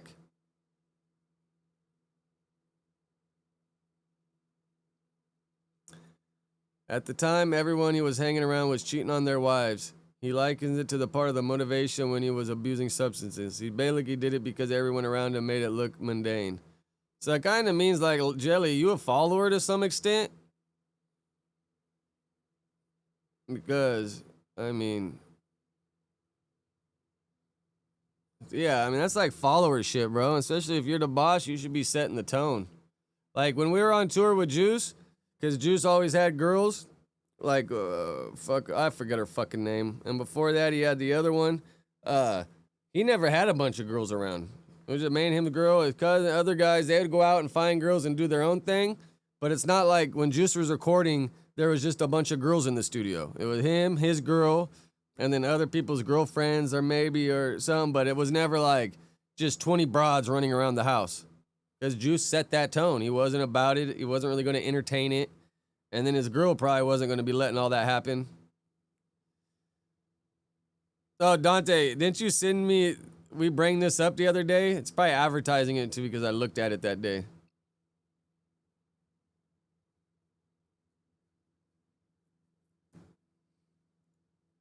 All right, what else we got here? What else we got?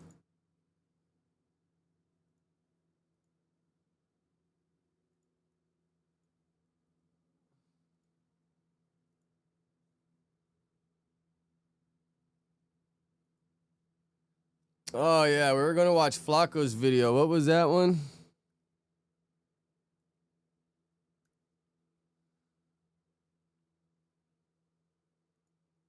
T Grizzly is currently being exposed online for snitching on some LA Crips. A couple years ago, I remember when Adam, that dude Shooter, that T Grizzly snitched on, that dude Shooter came with that full G face.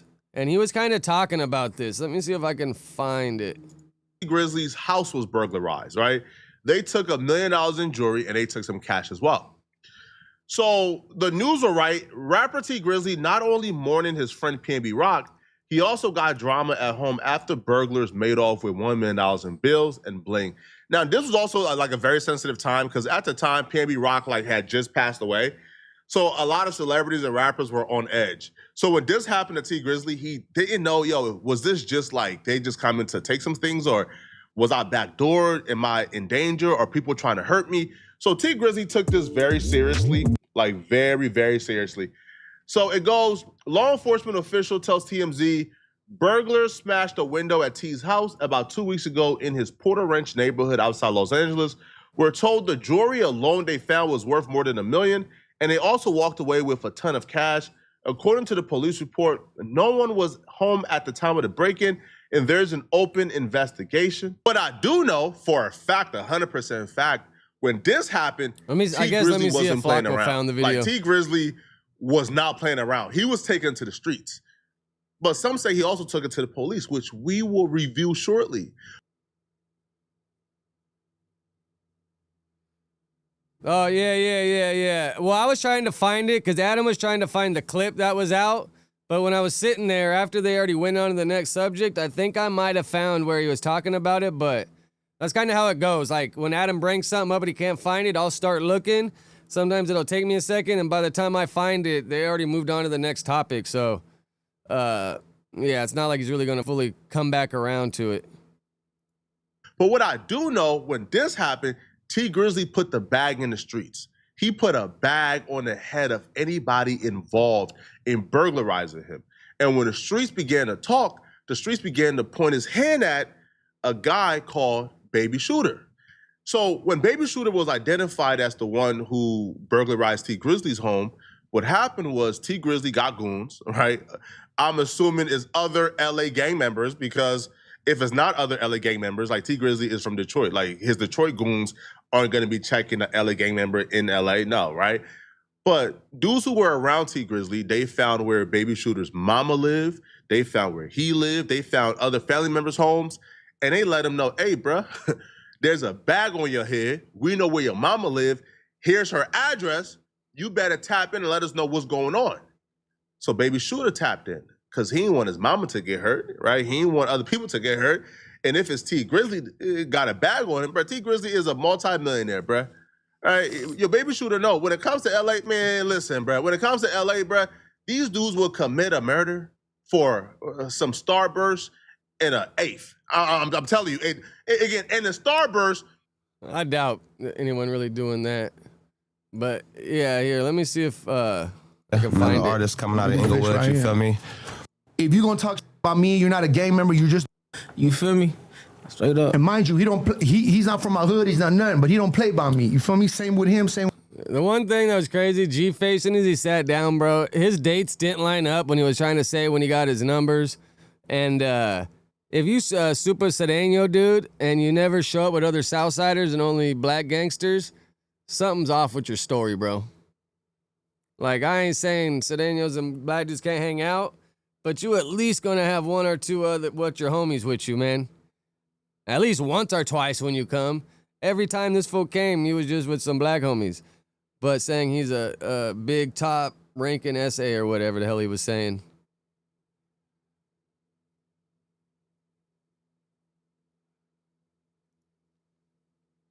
When you transfer from one prison to another, your legal paperwork is allowed to come with you wherever you go. It's called legal work. That's facts.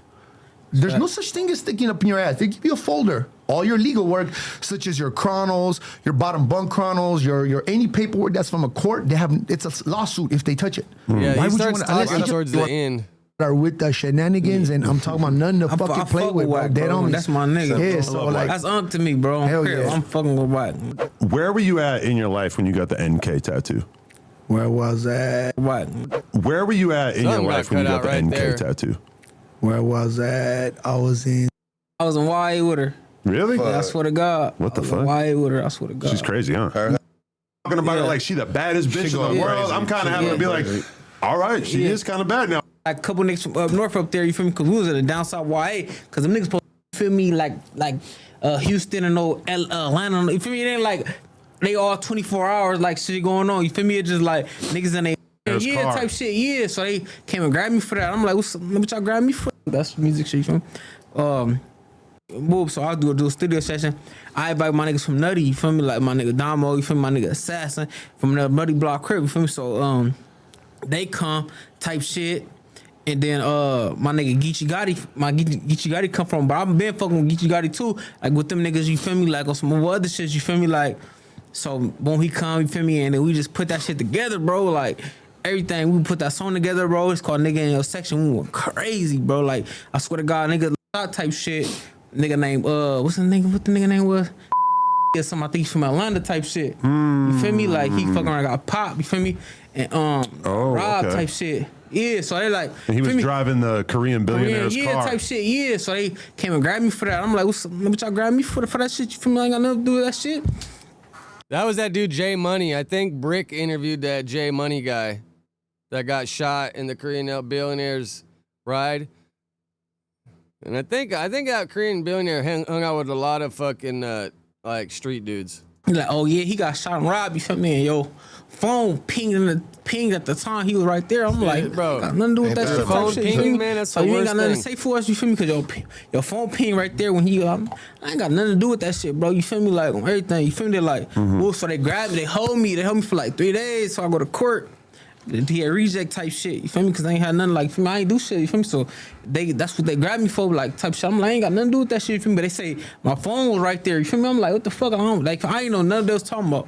So anyway, they grabbed me, nigga, I go to jail for that shit. I'll stay in that motherfucker for like 3 days type shit till Monday. And they let me out type shit and I got out, you feel me? But nigga, they got me for like on robbery and homicide type shit. I'm like, man, that's when my shit had to change. I'm like, man, I gotta, you feel me? Like, man, fuck all the street shit, you feel me? Like, for niggas to even want me to grab me for the type of shit, like, I gotta change some shit, you feel me? So that's when, like, when Geechee got them came to the studio, I did that song with them niggas, Because I was only reading the and fucking transcript yesterday while they were talking, so I couldn't fully understand because a lot of the shit's blanked out.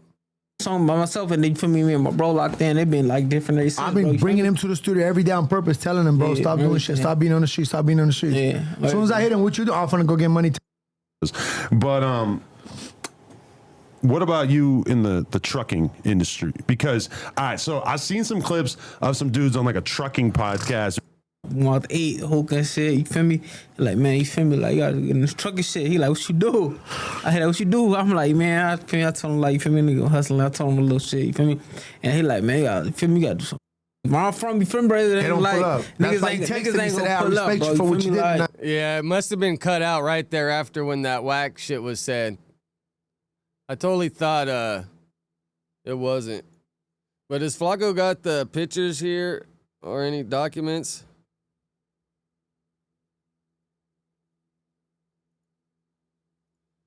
No, not the fat D-Mac. Well, not the fat D-Mac. His name D-Mac though. It's not the fat one though. I know the skinny one that be getting to the money. Yeah. The chopper one that be. Yeah. That's the other nigga. That's the other little nigga. It's like 4 or 5 in it on that shit. Besides the other nigga, besides the nigga that I sent y'all that put the whole play together. That fuck with them niggas. Oh, crew, bro.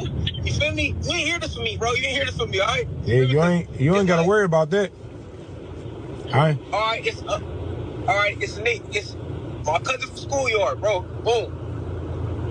Mexican niggas from Great and 2 niggas from Boom. They all get money together. They all fuck around, kicking around. You feel me? Boom.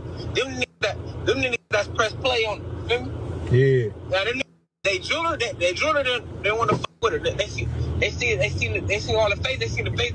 They like, oh, is that ain't we ain't with it? Oh, they like, shoot, you don't know. You feel me? I know your jeweler just. Ooh, feel me? Like, oh, I'm like, shit, hell yeah, he probably get ready for you. Feel me? Like, y'all gotta cash me out though on the set. Ooh, but I know about this stuff. That's why I asked him. I'm like, you know, you fucking nigga T Grizzly, like, he like off limits. I'm like, on crib. I'm like, y'all. But it's like, I think this dude's been in the county jail for 2 years fighting this case. Unless he got a long record, wouldn't he already just like be out if it was like a residential burglary or whatever?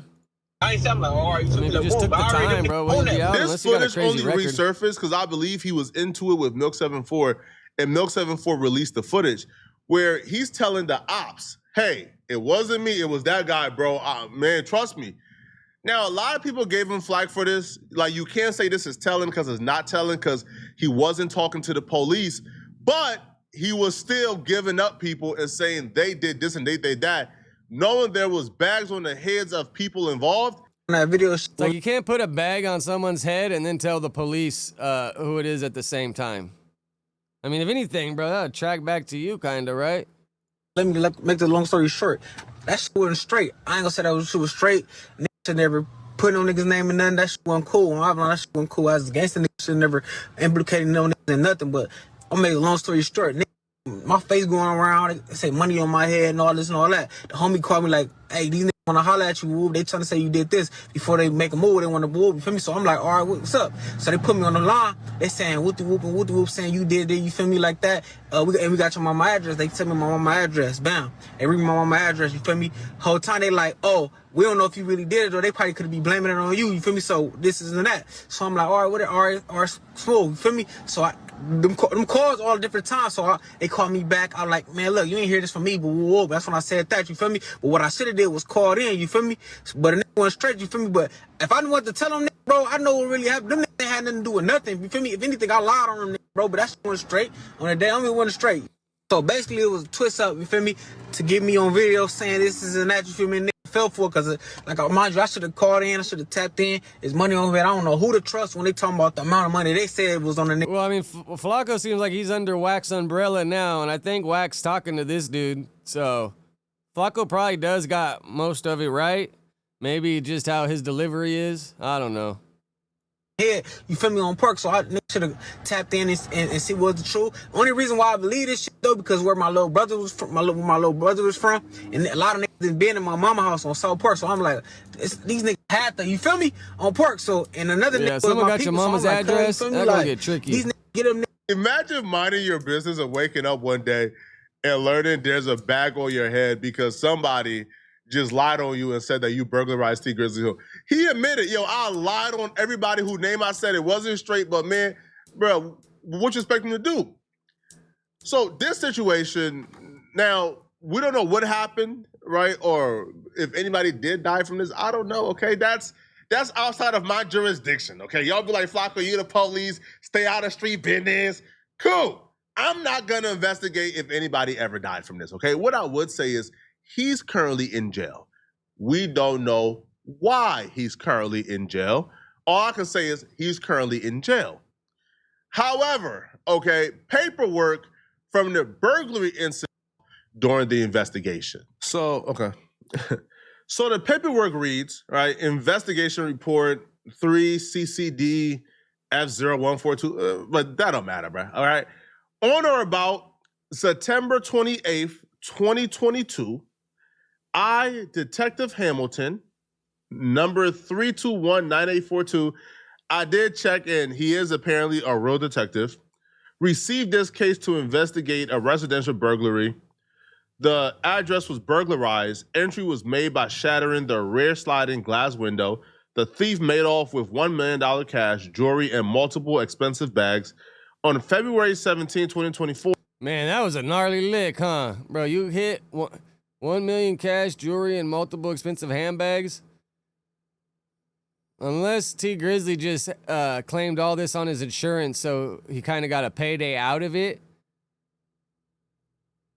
Or at 1334, just to have $1 million cash just sitting at the pad that someone can break into and find easily is kind of crazy. That's apparently T Grizzly. He must got a lot of millies. Due to newly discovered evidence, Mr. Wallace stated his home was targeted on the day of his engagement wedding. Mr. Wallace is a musician with the stage name T Grizzly. I began providing Mr. Wallace with a Well, it says right here in the paperwork, the thief made off with $1 million cash, jewelry, and multiple expensive handbags. But it says right here, $1 million cash. Pack lineup to see if he was able to identify any suspects. Mr. Wallace then chose figure number 4, which was a photograph of Johnson. Like just 1 million Mr. Wallace even? stated he doesn't know Johnson personally, but Johnson bragged about breaking into the Wallace residence. I then provided Mr. Wallace a photograph of Johnson and 2 unknown male figures on what seems to be a FaceTime call. Mr. Wallace informed me that he got Johnson to admit his role in the burglary. Come on, that appears to be the FaceTime call that we just heard. Or maybe is another FaceTime call, okay? Mr. Wallace then provided me with video from security cameras which showed an unknown assailant exiting the rear of the residence. The assailant had on a black and white hooded sweatshirt. Mr. Wallace then provided me with a photograph of what seemed to be Johnson via the Instagram account, $1 million cash, Shooter Gang _ and sitting in the house somewhere that someone could break the window and steal easily. I can understand if you got $1 million cash, but you got it stashed in some good spot they can't find easy, or in a set, I don't know, but just in the closet or in an underwear drawer is a little wild. And $1 million, if it's all hundreds, it's probably gonna be like,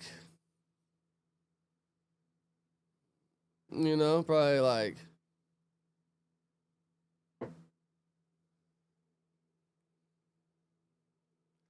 I mean, bro, yeah, $1 million cash there. I'd have to fucking talk myself out of going, right?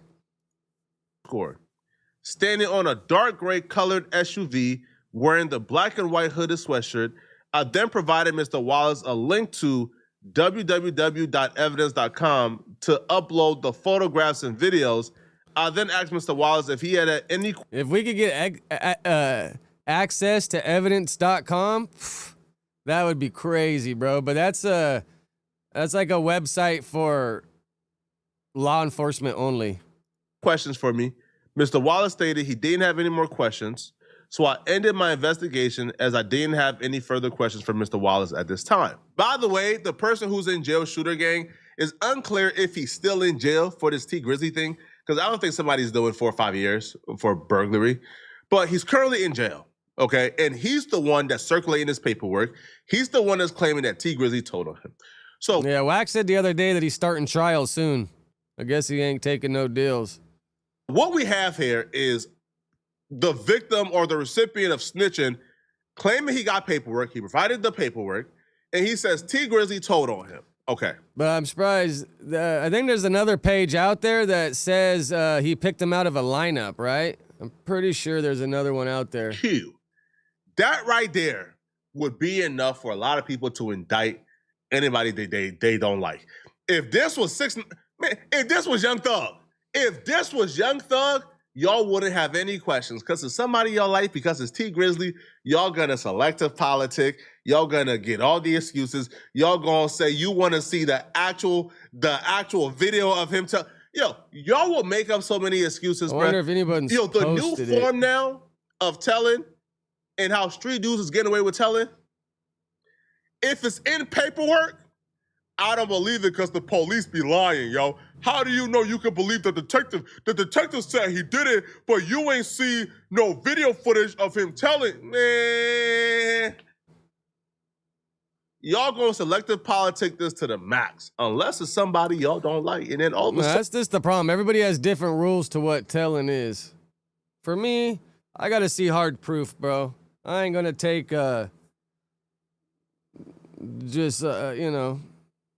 bullshit. You gotta show me some proof. All right, I was trying to see if anybody posted the other pages of paperwork.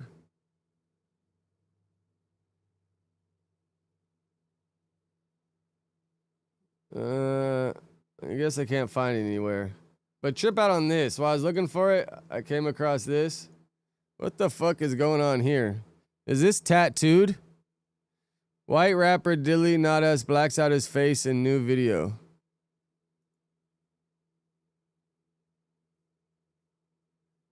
Is that paint? That's paint, huh?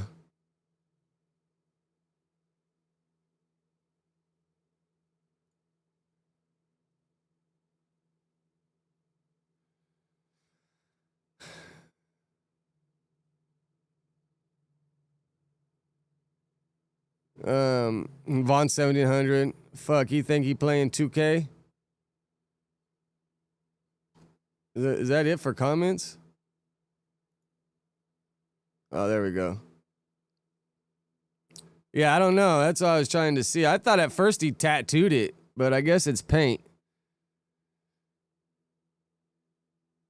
The day he sobers up, bro gonna realize what he did.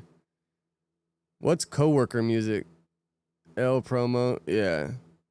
It's not the smartest decision over there, bud.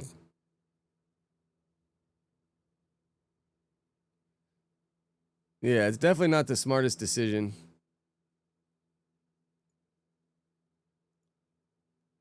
What time is it? 11? You got like an hour left. Let's see, did I save anything to my stream list? I didn't really have time to go through and make a bunch of topics. I mean, it looked like paint. It could be a tattoo. I don't know, to be honest.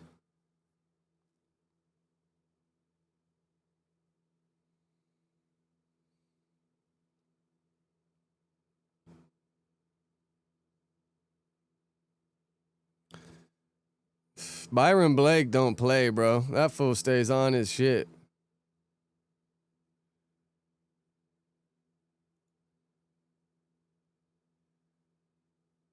Six, 7. I mean, if you ask me, I heard obviously Skrilla kind of made it big, and then there's that 6-7 gang over there in Philly or whatever. And it's funny. I was actually listening to Little Riz and 9 Side Re recently, and I think they're from 59th Street, and in their music they be dissing the 6-7 hood. So it's kind of everywhere, but. If you ask me, I think it started off a LaMelo Ball, kind of saying he's 6'7", all that. And then I feel like it took a couple small things for people to hear the number. And then when Skrilla did it and all that, it kind of just took off when the other kid doing it. But I feel like it kind of, the roots started growing from LaMelo Ball, I think, and what I've read. No, a lot of my kid, I asked my kid, I haven't really heard him say it. I don't hear him saying it with his homies when he's playing. But when I asked him, he knew about it and laughed. But like my son and his friends, I think it's more like the little kids. But yeah, Skrilla said, shout out my homies from 6'7" or whatever in that one video. Because those are like his little crash out homies, he said, or whatever. But I think it just took all these things to coincide to make it something. Because when you Google it, it brings up LaMelo Ball saying it a couple years ago in a song or something. And you know how big that fool was. So the kids probably heard it there and then heard it here and then heard it there. And then after, they're probably like, damn, 6'7".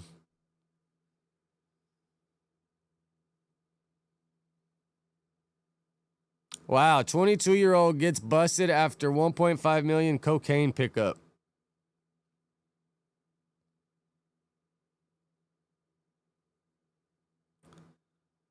Yeah, I think, you know, sometimes unless it's super crazy viral, it'll pick up. If not, I feel like it takes a few things, you know? How old's your son? My son, he's like 13 and a half. But then the homies' kids are like 11 and 10, I think. And he tells me they're saying it quite a bit. 05, yeah, I think for some reason it's on the slightly younger kids kind of picked it up. But, bro, I've said it for a long time. If any music that's going to be big or any meme or anything, if the kids get it, bro, you're going to get numbers. That shit's going to blow up. Will the kids fully transition until money? I mean, you get money from the views and all that, but a lot of kids probably going to be able to buy or go to concerts or whatever you're trying to sell. But if the kids get it, bro, that's just going to go up. Like how Juice WRLD, how all the kids liked him. Bro, it's like a win-win. You got some of the adults, you got some of the teenagers, and you got the kids. It's going to go up. Your numbers are definitely going to go up. My son used to always play that song with Blue Roses, I think, or Roses or whatever it's called, with Juice WRLD and Benny Blanco. It's like an old-ass song, but that was the one I think my son found first, and then... Because I didn't even show my son Juice WRLD. He started listening to him on his complete own, and then I started listening to him. And if you ever watched that Juice WRLD documentary on HBO, I'm in it in the background quite a bit here and there, but in the beginning, I'm surprised they used it. But maybe because I was talking about my kids or whatever. But one time my wife told my daughter, "Oh, you're beautiful," and then my son goes, "That must be because she's evil." And then they're like, "What?" And he was like, that's what Juice WRLD says. Evil girls got the prettiest face. And I was telling Juice WRLD that story, and they were filmed. I think Chris was filming, someone was filming. And then when they obviously turned over all the footage, they got that part and they left it in the documentary. Which I was kind of like, damn, trip out. It was probably at the beginning when Chris was starting to film. So when they started going through it, it was probably pretty early on. But they probably just liked the story and the concept and everything that they're like, all right, we're going to leave this in. Because a lot of times when shit comes out like that and you know you're in the background and you know you're here or you knew you said this then, and they go and they cut you out just in the final edit for time or whatever. Or, you know, like in that Juice WRLD doc, Grade A or whoever put it together or the final say could have pretty much said, hey, cut this guy out, cut that person out, don't ever show this person, don't ever show this person. And they could have just really chopped it up, but I definitely give them some love for leaving me in the background and, you know, a good handful of spots easily. You'll see me creeping in the back.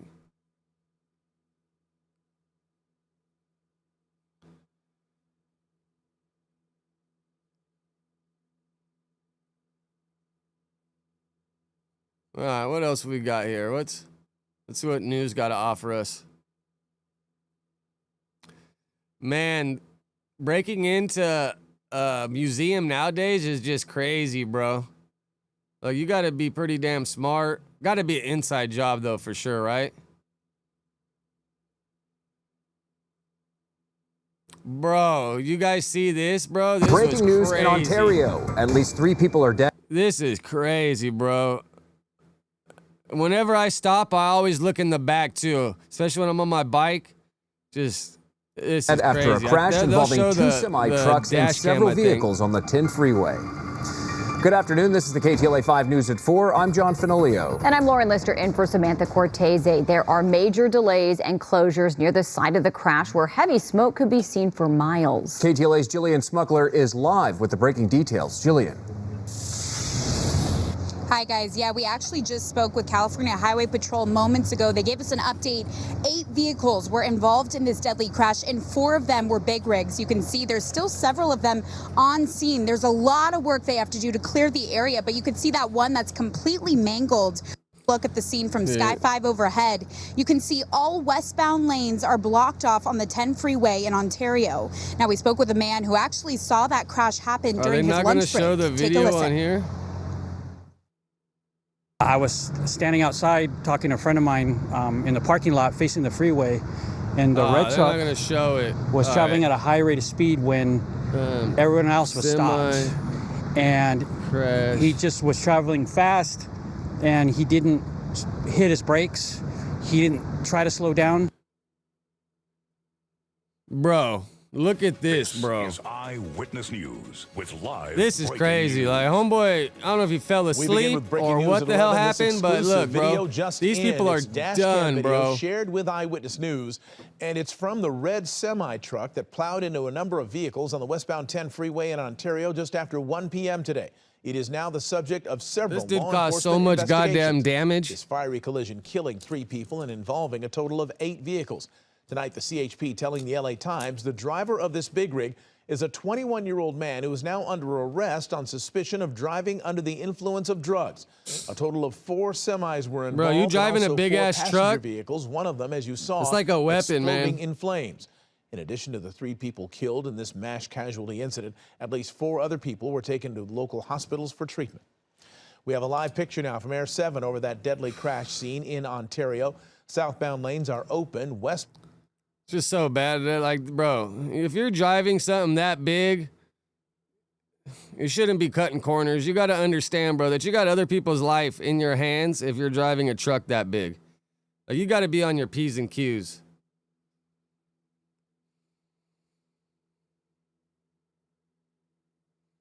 Wow, this caught my never before seen footage of a Charlotte drug bust gone wrong. Oh, let's watch this one afterwards and see what happens.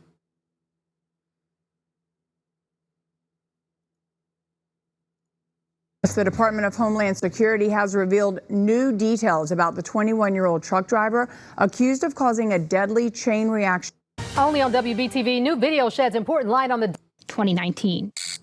A man walks out of his home in Northwest Charlotte. Moments later, an FBI task force waiting outside closes in as he runs back into the house. From Gastonia Police, this is Task Force Officer Clarence Belton. These are his task force partners, and this is CMPD Officer Heather Loveridge and her partner. They're not on the task force, but according to court filings, they've been called in for perimeter support. Like your chat? The task force has a search warrant as part of a drug investigation. I What's think about it to said 3, happen right? after this man runs inside has become the subject of controversy Man, and a they lawsuit fall that spent asleep like, years bro. slogging its way through federal court. I've got 45 years of law enforcement experience. This is Dr. Roy Taylor, who I asked to watch the video with me. He's a police litigation specialist and longtime police chief with experience on federal task forces like this one. He has no connection to the incident or the lawsuit, but he researched both at my request. I'm going to start it right before the suspect runs into the garage in the house. Belton and his partner, just off screen, are about to use a battering ram to take down the door. When they do, court filings say a woman is standing there, just off screen, with a gun pointed at them. Belton and his partners shoot. Belton feels his arm go numb, his gun drops, and he collapses and will later testify that he crawled and stumbled out of the garage while continuing to take fire. It's hard to see here. It adds legitimacy to the fact that he was actually crawling. There he is right there. You can just make out his profile. As he crawls, CMPD Officer Loveridge fires at him. Records say it was 14 times. Loveridge would testify in court. She had heard the shots fired in the doorway, saw no officers left in the garage, and thought Belton was the suspect. Belton was the only black officer on the task force, and the suspect, Loveridge had been told, was also black. If a person is... Wow, they shot their own fucking person, bro? It was 14 times. Crawling, there he is right there. You can just make out his profile. As he crawls... Oh, I thought they were talking about the white dude that ran. I didn't know the black homie. CMPD Officer Loveridge fires at him. Wow, bro, look at the cops shooting their own person. Records say it was 14 times. Loveridge would testify in court. She had heard the shots fired in the doorway, saw no officers left in the garage. Almost seems like a fucking awkward setup or something. Like, you guys shouldn't be out there doing shit if you're gonna freak out that easily. Like, you just got scared and just started bah, bah, bah, bah, bah, bah, bah, bah. Like, you didn't know in your mind that one of your officers went in for, like, should have a mental note of how many people went in and who you're with.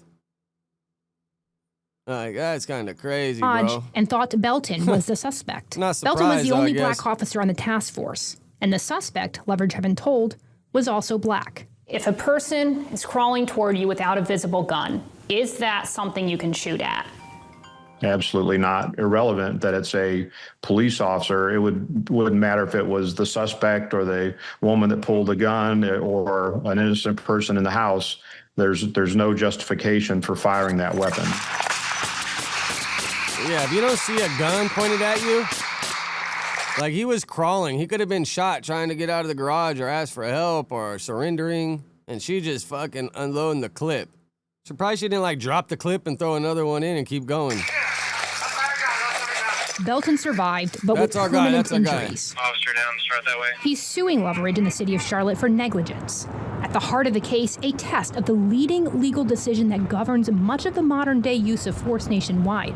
That's Graham versus Connor, a Charlotte incident that went all the way to the U.S. Supreme Court in 1989. But he survived. Is that what they just said? He survived? Yeah, I think they just said he survived. Thank goodness. She got bad aim then, She freaked out and she got bad aim.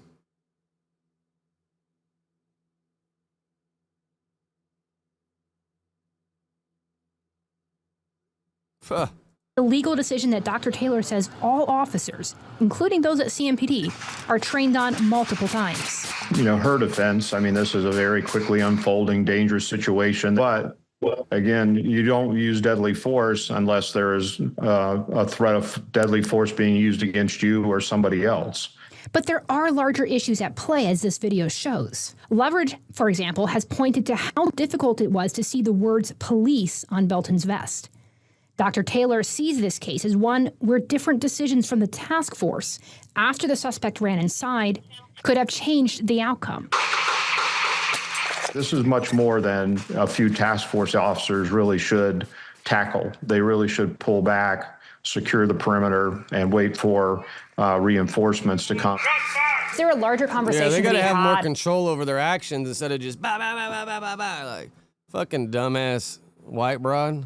I'm assuming she's white. She looks white. All right, well, let's see what happened yesterday. This is the ongoing suspect and Brandon beef that Brandon just pretty much keeps using to keep his name in the system. Oh, my God. All right, I'm listening. Let's go.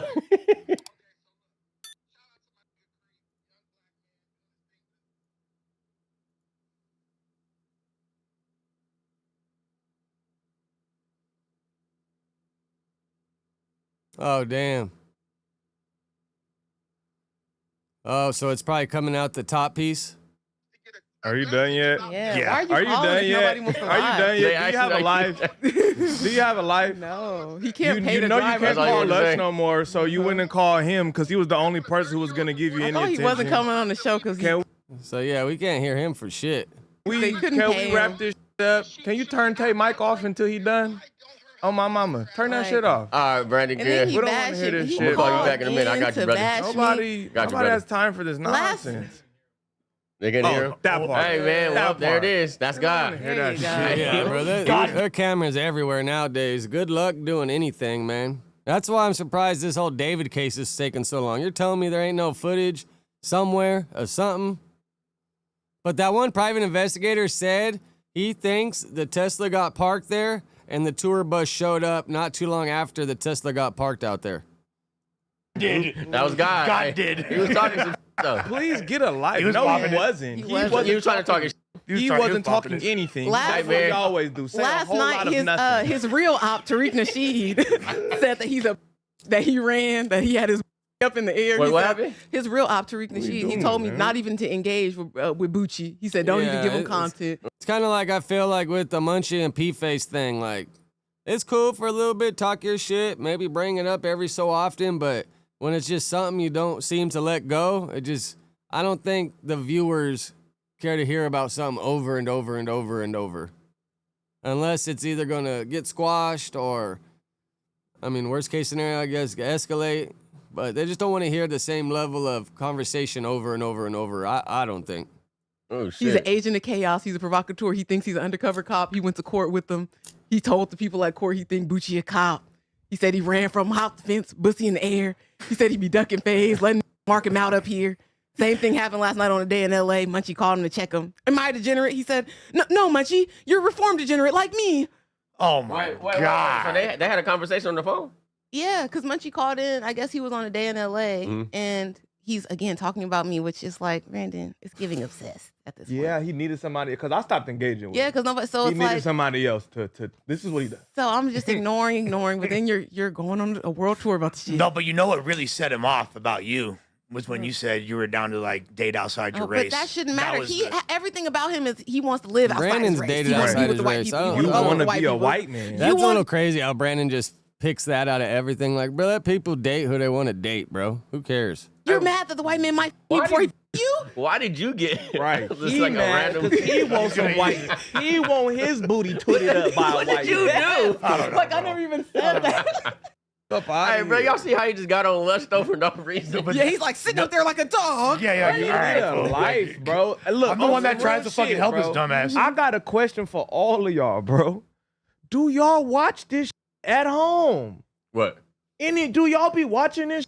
No. Nah, not at all. Oh, you're right. I didn't even think about No, that. any- Good thinking, No, I have Tech. watched it. Yes, I have. No, I'm not Sometimes I saying just start have. daydreaming But about do other it shit. every Nah. week. Like consistently, nah. Hell no. No. Because I mean, we're doing it live, so it's like I already know what happened. I'm not watching. Yeah, I'm not watching. It's your first year doing it. You go like you feel me like on No Jumper like you like when I was first on No Jumper I was rewatching the episodes and like. Oh yeah, I gotta get my clips. I'm doing my own clips. Yeah. To his point, I'm not watching the other episodes with other people. Every day on the dot. Every time this is sitting at home, we ain't even talk about this, man. You are sitting watching this, waiting for your time to call, And they did every not come week, from- man. We gonna pay the light bill. What or do the you gas, do? this stuff. I did go look in the Reddit And, the other day, Jeff, and bro, I was getting anytime cooked so one bad, I party just is in closed the it right the minority, fuck they out. I said, I don't want to see no You more. can't have that shit. Funny, Of fucking. course. Hey, bro, I'm about. Hey, bro, I go. It's your first Tay time. went and looked in the I'm about to Reddit. start Go through it. I'm about to start replying to every comment. I'm like, Been nah, in let me that get up out of bitch here. in years. Nigga, you Nigga, cannot be in they none be of these. cooking the I'm not fuck watching. out My of me whole on the point Reddit. is though, bro, when I come here to do a job and when I leave here, I leave here. I'm not gonna watch this. Anytime I've ever called in, didn't y'all call me? Yeah. I've never called into this. Yeah. Cause what the do I care? I'm at home living my actual life. I'm doing actual grown man outside of here. I'm living. I'm not watching what time the did he podcast call that I in? used to be on, reminiscing, I guess I'll just pull it waiting after for this a time and to call skim in through to it. say some hating ass every week. But like life, people man. are under this false impression. Shit's crazy. People are under this false impression that what the Reddit says dictates Adam's man, decisions nah. or like Oh, the way yeah. this ship is ran. Yeah, right. And I think that it's pretty easy to get caught up in that when you first start as an on-camera personality here. I know it happened to me. Probably the worst of anybody. Like I damn near, it straight up tricked me out of my job. Yeah. You feel me? Like literally, No, straight the that fuck shit up. is toxic, made you bro. crash out. Yeah. That shit toxic, bro. Reddit is toxic. Hey, they man. had a picture of You this can't nigga reach that Lush shit. laying on the floor in the concrete, drunk as hell, face down, bro. Well, yeah. I feel like the Reddit are like the diehard fans, though. The ones that watch a lot of shit, the ones that are really tuned in. Because some of them do give respect and say when they like shit. There are a lot of hate shit, too. It was funny, Lush talking about that picture. I'm the one that took that picture and sent it to Adam and was like, bro, look at this guy. And then, you know, Adam's going to post it. And that's because these assholes posted it. I That's didn't the thing I post learned it. too. You can't I give the just sent Reddit it to a the couple feed people on. What you like, gotta fuck. know is Because I didn't know what to do, bro. I wasn't about to start cleaning up his throw up. I made sure he had a change of clothes. I got him a blanket. I told him, don't fucking drive. And he was still talking to me, so it wasn't like he was passed out, unconscious. It's like his stomach was just fucked up. He was still talking to me. Said he wasn't going to go to sleep on his back. Said the floor felt good. I'm like, all right, well, I'm out of here. is on my mama. You laughing now? You got some skeletons. They are being that. Oh, they gonna, they trying to turn me up with the Trippie Red situation, all type of shit. It's Nah, like, I'm all talking right. about it's gonna get worse. Like personal shit. Oh yeah. That's not like, like how how the person I'm not talking about Nah, that. I ain't tripping. Listen, talking fool, about real you gotta shit think about it that you though. ain't never I've been told Tay of third, nobody. but I've been Tay of third since I was 14. I know. It's always I always get been it. thrown at me. I get That's if someone's in there saying something you ain't ever told nobody, then that's someone you know in there telling it or messaging somebody so they know. Get it, but I'm just saying, if I'm saying everybody got some skeletons, Bro, even things that aren't, just gonna come out through there. Even things that aren't That's why I just said openly I was divorced, so they wouldn't try You to bring it just gotta up. say it. That's why I'm an open book. You just gotta say it. They would have found out. They were like, she's bitter. She's Bro. like, no, he was cool. He's the homie. You just They gotta posted, say it, bro. and this isn't a skeleton by any means, but this is like the level of obsession. They posted one time an article, the obituary from when my grandfather died in 1995. Like literally. But if you're just good at Googles, all that shit's gonna come up. All right, let's find out when Munchie call in. Oh, bro. This my kid. I ain't gonna say it. The porch Everybody lights be loves on. I think. I actually don't know where. Watch that. I watched it. That's. I'm floating above all y'all. Conversation. Even watching that conversation. Me, but the last one. Munchie 3 times my whole life. I'm What are you not talking saying about? that. Nah, Munchie is a smart. Jumper Stream. They was out there. Terrible. Controllable. To what? Academics. It's in each country where they can get 25. We shut down the government. What's your take on it? Honestly. And let 20 million. But he's still. Can we continue? Here you go. All of these things, absolutely. Excuse me. Number 5. Excuse me. This is my question. Let me say this. Headlines right now because, like, you know how many people watch that Snoop Dogg? It's good music. He's a pretty good here we go. podcaster. He's a reformed degenerate, just like me. What do you say to that, Munchie? She's better. Takes up for this. Oh, all right. Ashbash got the phone. Children, whether it's predatory or whether it's same-sex. Gay couples and things like that. Obviously. I'm telling you, just hey, look, Brandon. Generation, I know. Breeze calling. All right, here we Hello. go. Finally. You on podcast live and we can hear you. What's the up, deal? No. What's up, Brandon? What you keep talking as degenerate shit? What you talking about? Here we go. Oh Lord. Yeah, Brandon. Yeah, Brandon. I mean, if you feel like you're a degenerate, then you said the Tam taking up for the degenerate. yeah. Hey, look, if you feel like you're a degenerate, that's not my issue. No, who you was talking about then? Listen, the degenerates. Do you feel like if you feel like you're a degenerate? Yeah, I if was the shoe talking about fits. you. You can't even put an address. I'm telling you just straight up. If you feel like you're a degenerate, I'm talking about you. I don't know. Look, do I consider you to be a degenerate? I talked about you're an intelligent dude just a few minutes ago. I said that, right? He did compliment your music. I will say like that. his music. He's an intelligent dude. But if you feel like you're a degenerate, Somebody said like he said, oh, Tam taking up for degenerates. But I'm like, I don't know who he was talking about though. I was just Tam takes up for any degenerate. She takes up for almighty suspects. She takes up for any gang member. So I look at her as a person who's simple. I don't even think she really takes up for them. I think she just she doesn't feel threatened by them because she thinks she's better than them. Do you think Munchie B is a obligated. degenerate? Yes or no? I think Munchie used to be a degenerate. I think now he goes to school and talks to children about avoiding gang life. He makes good music. He's a pretty good podcaster. He's a reformed degenerate, just like me. What do you say to that, Munchie? So why you go so hard on Tam though? And I just learned what a bad wench was. Shout out to Tam, man. Shout out to Tam. Word of the day, bad wench. Right. She's smart as fuck. She don't bother nobody. Why you targeting her like that? No. Bro, stop it, man. This is what kills me. Listen, even when Tam said the shit, explain the bad wench. Well, what make her a bad wench? Listen, she is a bad wench. Let me tell you, even when she said what she said in front of Adam, you even had a reaction to it because what she was doing was she said she was going to start dating white men and immediately started putting down black men. No, she didn't say white. She did. No, she said non-black. No matter what, it wasn't black. She didn't say white specifically. She said she wasn't going to date black men. She said she would be open to date outside her race. Yeah. What you mean? She said that black men who make the money, this is what she said. But yeah, after that day, Munchie did give her some pushback because he was like, well, what's wrong with black dudes or this or that or lower your standard or whatever he was saying. Black men who make the money I make want to be treated like Jesus. My thing is this, like I said before, if you can date whoever you want to, but don't start putting down black men just because you're not having luck in the dating market. That makes you a bad wench. But bad wench is crazy. A bad wench is a slave that was in the house getting fucked by the slave master. Well, that's what she gonna be doing once she get with a white man. Nah, but them slaves was getting fucked not by choice. A bad wench is the one who willingly did it. Man, ain't no slave willingly did shit. You never saw Django? The black lady who dated Monster Candy? There were slaves who willingly fucked Because massa. they got certain perks. And they got Even perks. in 12 Years a Slave, Alfred Woodard played a bad Listen, wench. I And she know got certain about- privileges. One thing we're not debating is history. So you went to college and you learned bad wench from Django?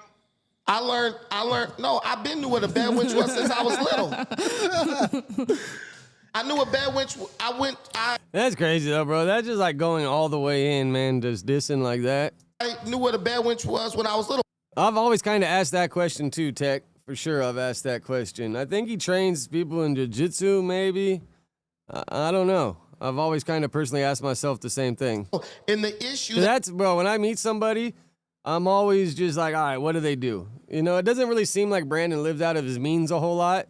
So it's not like he's living like he has a shit ton of money. He's not driving a super nice-ass car. So it's like, all right, then the wonder is a little down because if you live inside your means, then all right, it makes sense. But if you're living outside your means, got a badass G-Wagon, got this, jewelry, all that, and then you really ain't got no job or any way you're saying money, then it gets a little more questionable. That makes Tam a bad wench is the fact that when they brought up dating outside her race, she immediately said yes because and started trying to talk about all these negative stereotypes about black men. I think it was her sitting next to Adam having something to say about black men and her dating experiences looked bad. It just looked bad, but if she said that not around Adam, if she said that sitting with a bunch of sisters having some drinks, I understand her. But her saying it sitting right next to Adam, I see how straight black men could be offended by it. But we've already talked about that. When Tam get in mixed company, she start cooning, nigga. That's full stop. I'm not gonna say all that. I'm not gonna say all that. Shout out to Tam. Shout out to Tam. I'm gonna just say it looked crazy with her saying that sitting right next to Adam. That's why he had a reaction to it. That's why he had an immediate knee-jerk reaction to it. I'm trying to remember what Munchie said. He was like, oh, why you gotta say that? Yeah. Because she was friends with one of my exes, bro. Ashley, her and Mia was friends. Uh-huh. Or his friends. So I know her, and her dating pool is thin because she needs to take some checks off the list. So she's gonna be running out of options. Or her list, her rules is too strict. Yeah, she probably strict. Her requirements. Yeah, her requirements. You gotta make this. You gotta do this. Man, ain't nobody, man. You gonna miss your blessing. Not fucking with the nigga that work at Best Buy. What's wrong with having high standards? But I told her that. But I know her outside that no jumper. That's why I be on her about the Her date standards thing. don't match her. She running out of options. Rich Trapper said that Sound like you saying her try- standards don't match her. No, I don't think he's saying that. He's not saying that. I said it sounds like you saying her standards too high. Her standards don't match her. She better be realistic with this shit. They need to get a rug in this building because the echo just crazy, man. You need to get some more things on the wall. If you got a carpet underneath, it would help not be such a bad echo, Dijon. She got too many checks on her list, bro. Like, you gotta, like, not settle, but, like, But be realistic. come on, bro. Like, yeah, you know. Let's get to part 3 of this back and forth with Runner. Hey, Munchie. I got you a baby runner 1-1. Nah, Munchie don't even talk to him. He was over here dick riding runner and all that. Like, yeah, you but runner got this. Run that left. Baby runner went from murder move to Medea.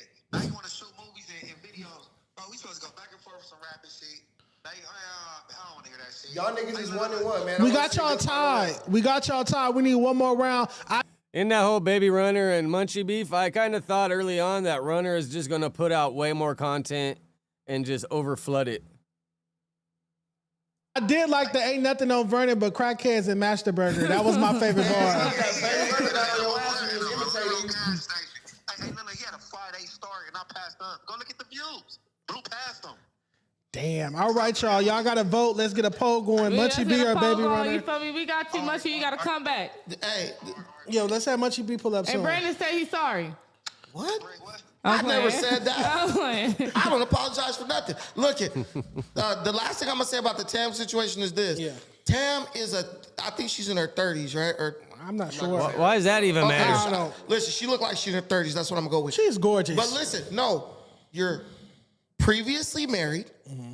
You don't have any children. That biological clock is ticking, though. I bet you that's what Brandon's about to say. Once a woman gets close to her 30s, bro, if she's wanting to settle down and that's what she's had in the back of her mind her whole life, that clock is starting to tick, man. They're looking for a mating partner, and that's just how it goes. You are getting your window is closing as far as like being primed for like reproduction and all that. She needs to. What he said is she needs to lower her requirements based on reality. You can't be walking around with a weave and like looking in over 30 and like you don't got nothing that makes me like what reason would a rich nigga want to marry Tam? That's my question. Like it could be her personality, get the fuck outta here. Or she could just have some really good pussy, right? Ain't her that what y'all personality's like? not that good. She has like a I like her personality. He's stressing DeJohn out. Look at that face he's making him give. Well, yeah, but Tam is cool. You know, feminists and gay men, they go together like bread and butter. Is that right? So that makes sense. You the peanut butter, her jelly. Everyone knows I was right. Even Munchie couldn't argue. You start talking about her and shit. I was like, what? No, I just maybe. Well, no, I gave maybe you some she just credit. I picky. said what she said Maybe she was just racy. picky. Maybe she already dealt with something a long time ago and she just She was refused to married. deal with it again. Why don't you? Let me ask you, Ash Bash. Why is it that you can get a black man, but she can't? I mean, she had a black man. But now she seemingly can't get one. But how you know she just don't want to start over and deal with somebody that's had the same tactics as her ex-husband or whoever he was? That's what I'm saying. But here's the thing: everyone is different. No, yeah, Brandon starts bringing up everything, bro. He'll bring up one thing, and this is what a long time ago when we were on the news, and I said something to him, and we got in a little couple back and forth things. And it was because I was trying to stick up for Sus, because he kept trying to say shit, bro, and I was like, you damn well know that's not true, bro. Like, just shut the fuck up. But so then he came at me, and he started saying something, and then he brought up the Gumby thing, and I think something else, and I was like, bro, we're debating about this, talking about this topic. What the fuck do these other two topics have to do with what the hell we're talking about? He always wants to say something and then bring up a couple supporting side digs while he does it. But here's the difference. You are dating a dude based on love, based on your ability, your compatibility. This girl is looking for a nigga based on his bank account. Yeah, I'm not. That's not love. I'm not looking for money. I respect her for having standards. I respect her for having a list. I respect her because that's self-respect. But when you have that's those self-care. When you have those standards, listen, when you have those standards, understand something. Only 6% of men in the world make over $100,000 a year. So it's not, your problem is not the lack of black men. Your problem is the lack of men at that economic level, period. And as the pickings get slim, the requirements get more strenuous. Slim, not non-existent. She is not a... All right, well, now they're just going on about this shit, but, man, I got to give it to him, bro. The Brandon and Tam shit's been talked about for, what, 2 weeks now? Is it going on 3 weeks? Like, they've really fucking kept this ball going, though. I mean, we just watched it for like 10 minutes. All right, I'm going to do it to y'all, but I'm just really curious what Aspinall said at his UFC press conference.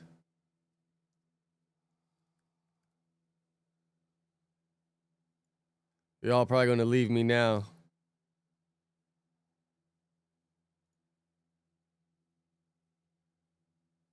Aspinall, Tom, you're going into this fight as a favourite, and part of that is your grappling ability. Does part of you feel like you need to go out there and test that right away on fight night, or are you happy to let the fight play out look how thin he looks from I am cutting happy weight. to let the fight play out completely organically. Whatever comes available, I will take it, and I will try my best to get the finish. The cost of living is crazy You've made it clear now, bro. that you feel Cyril is being underestimated by fight fans leading into And then this. if you throw in Does a part wife of you and a feel couple like kids? if you beat him, especially if you beat him in the way you've been beating guys, you won't get the credit deserved for beating someone as good as him?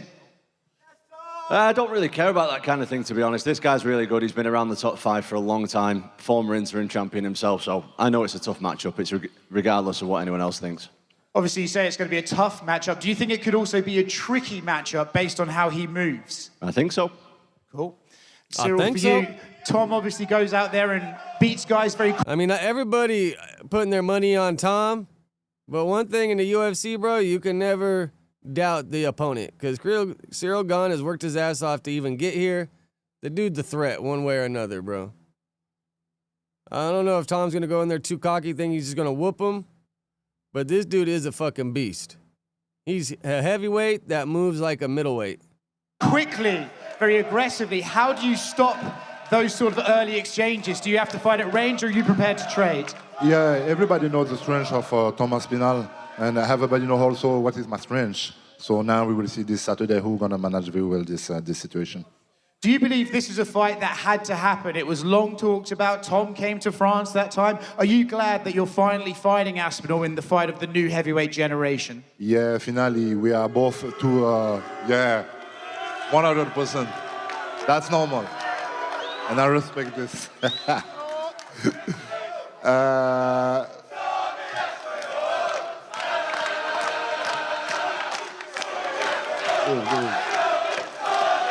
Yeah, bro. These dudes. That's fair. That's fair. What is it? 225 to 265?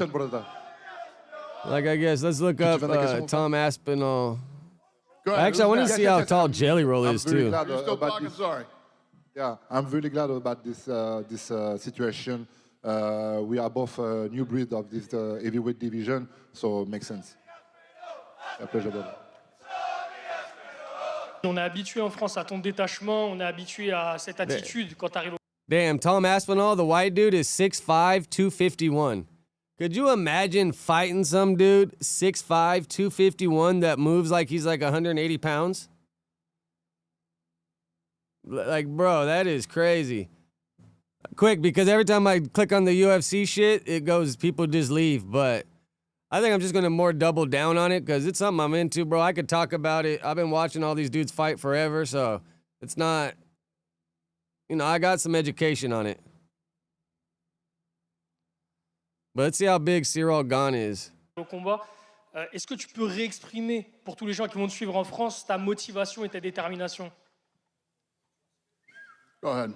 Hey Cyril, we know that you are really focused right now. All right, so this guy, he's coming in at 6'4", 246. So Aspinall got like an inch and 10 pounds on him. And the heavyweight, that's even. That's even in heavyweight. Determined. Can you explain for all the people in France where does it come from and what you're going to do with it? Je pense que la détermination, elle est plus approuvée. He was speaking English at first. Non, je pense que la détermination, elle est plus approuvée. Je pense que dans la vie, quand on fait des choix, et ça fait bien longtemps que je les ai faits, on s'y consacre à 100%. On est obligé de faire les sacrifices qui vont avec. Aujourd'hui, c'est vrai qu'on a passé I would do the lush too, bro. Just fucking, I don't want no more. Qui pour moi vont être très déterminantes. Yeah, I trained boxing for a couple years. J'ai passé un petit moment loin de ma famille, et ça pour les bonnes raisons. That shit's fun. That shit's just expensive, bro. At the boxing gyms. So, tax your ass. Since the beginning of my career, I am very determined and very focused. And for the past few months, I made a lot of sacrifices. And I think it's gonna show. It's gonna pay this weekend. Deuxième question pour Cyril. Hier, on a pu voir les photos en tenue.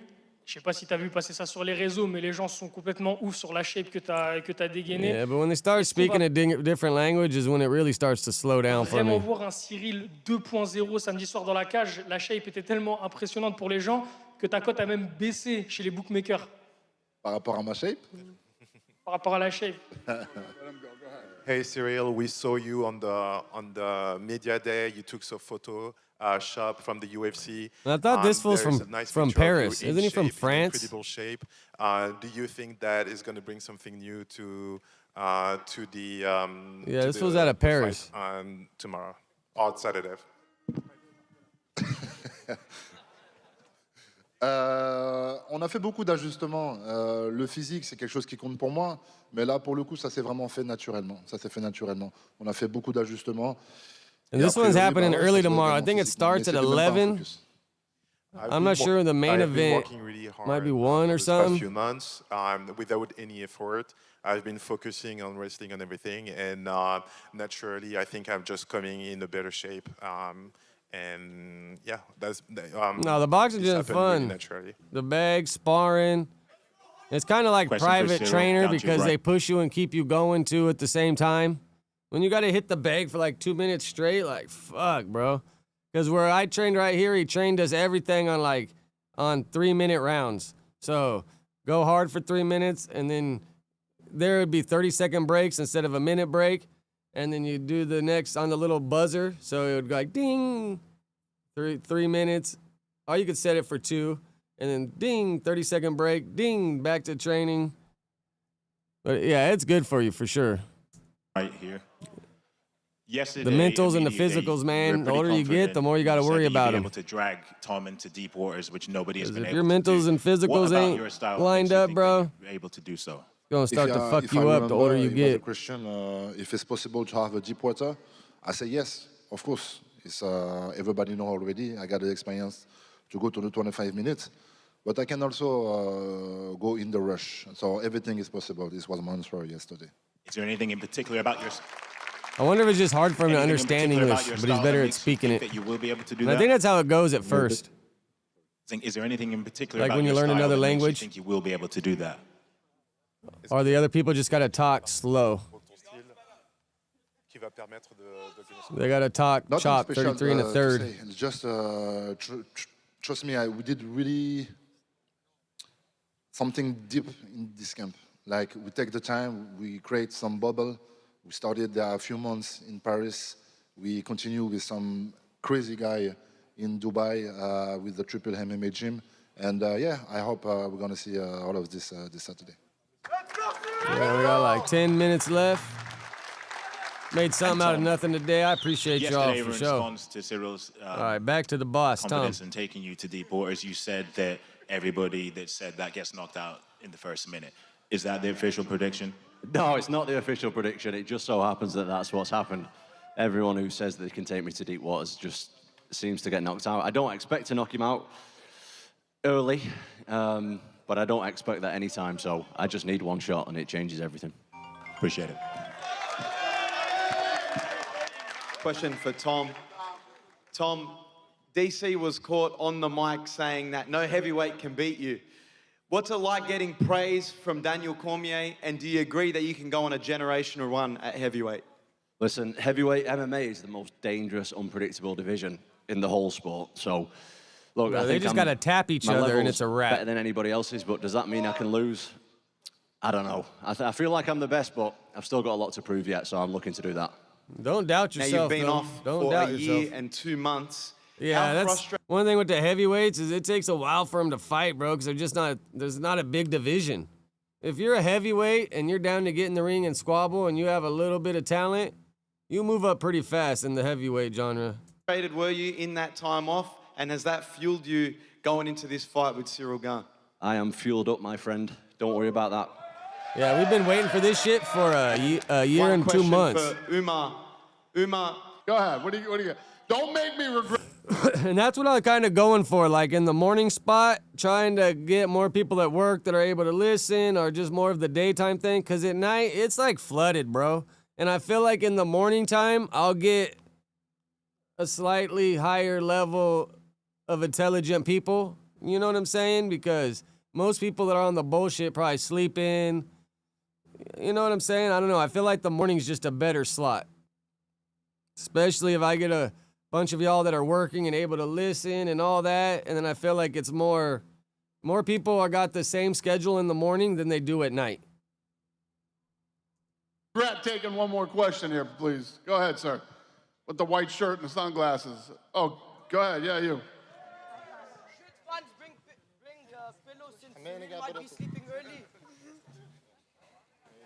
Should Tom bring a pillow? Should Tom bring a pillow since Cyril Gane will go to sleep early? That was the question. The young generation, take it easy.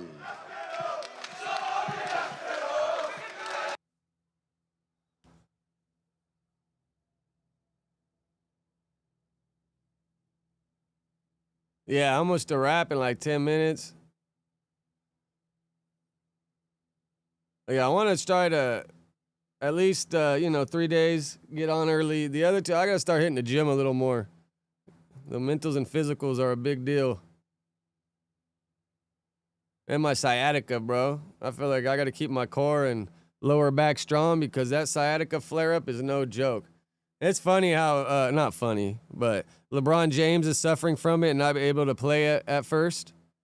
Because I always wondered, like, football players and basketball players, like, when do they start getting it? Because you don't really hear about it too much. Maybe they just kind of say hip problem or something or use a different word. But they're out here saying LeBron's sciatica. But wouldn't he go get like stem cells or something? Are basketball players allowed to get stem cells? But if I was LeBron, I mean, maybe he's already had him and fucked it up again. Is this another prison guy? Let's just hear what he sounds like for a second. So, and even that, right, can you blame people? No, because Damn, so is this guy actually doing interviews in the cell? everything on the main line where we would be at has changed over so much with the secrecy and the politics. No, and you probably feel amazing too, right? Like, though, if you hit the gym consistently, like, it's going to pay you back for sure. Right, it's safe to say that you've been around a lot of people, right? And you got these people that's on the main line and running our hoods in the streets, and they act as though they don't have flaws. They act as though they don't have flaws, and I think it's safe to say that you know for a fact that a lot of these people did fucked up shit. Right. And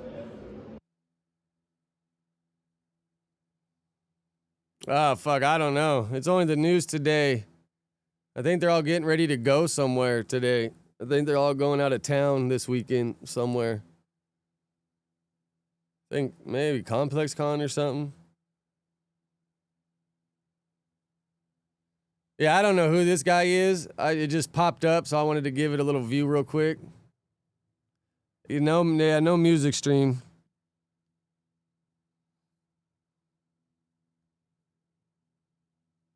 Yeah, just the news today. Oh, what is Rick Rock talking about here? Is this old news? Or is this something new?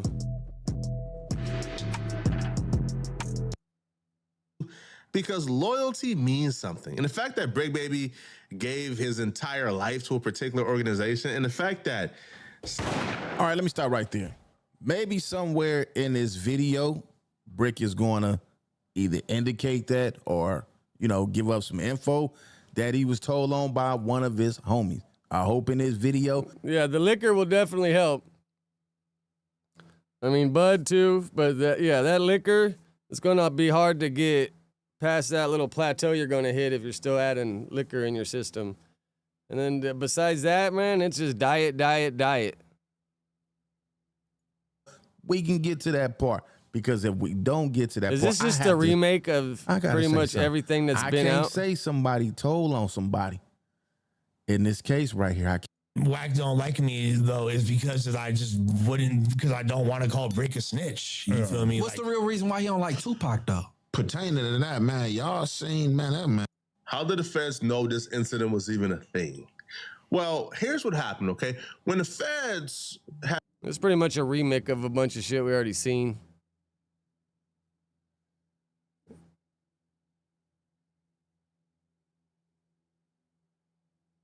I mean, I think everybody knows who he's talking about, bro.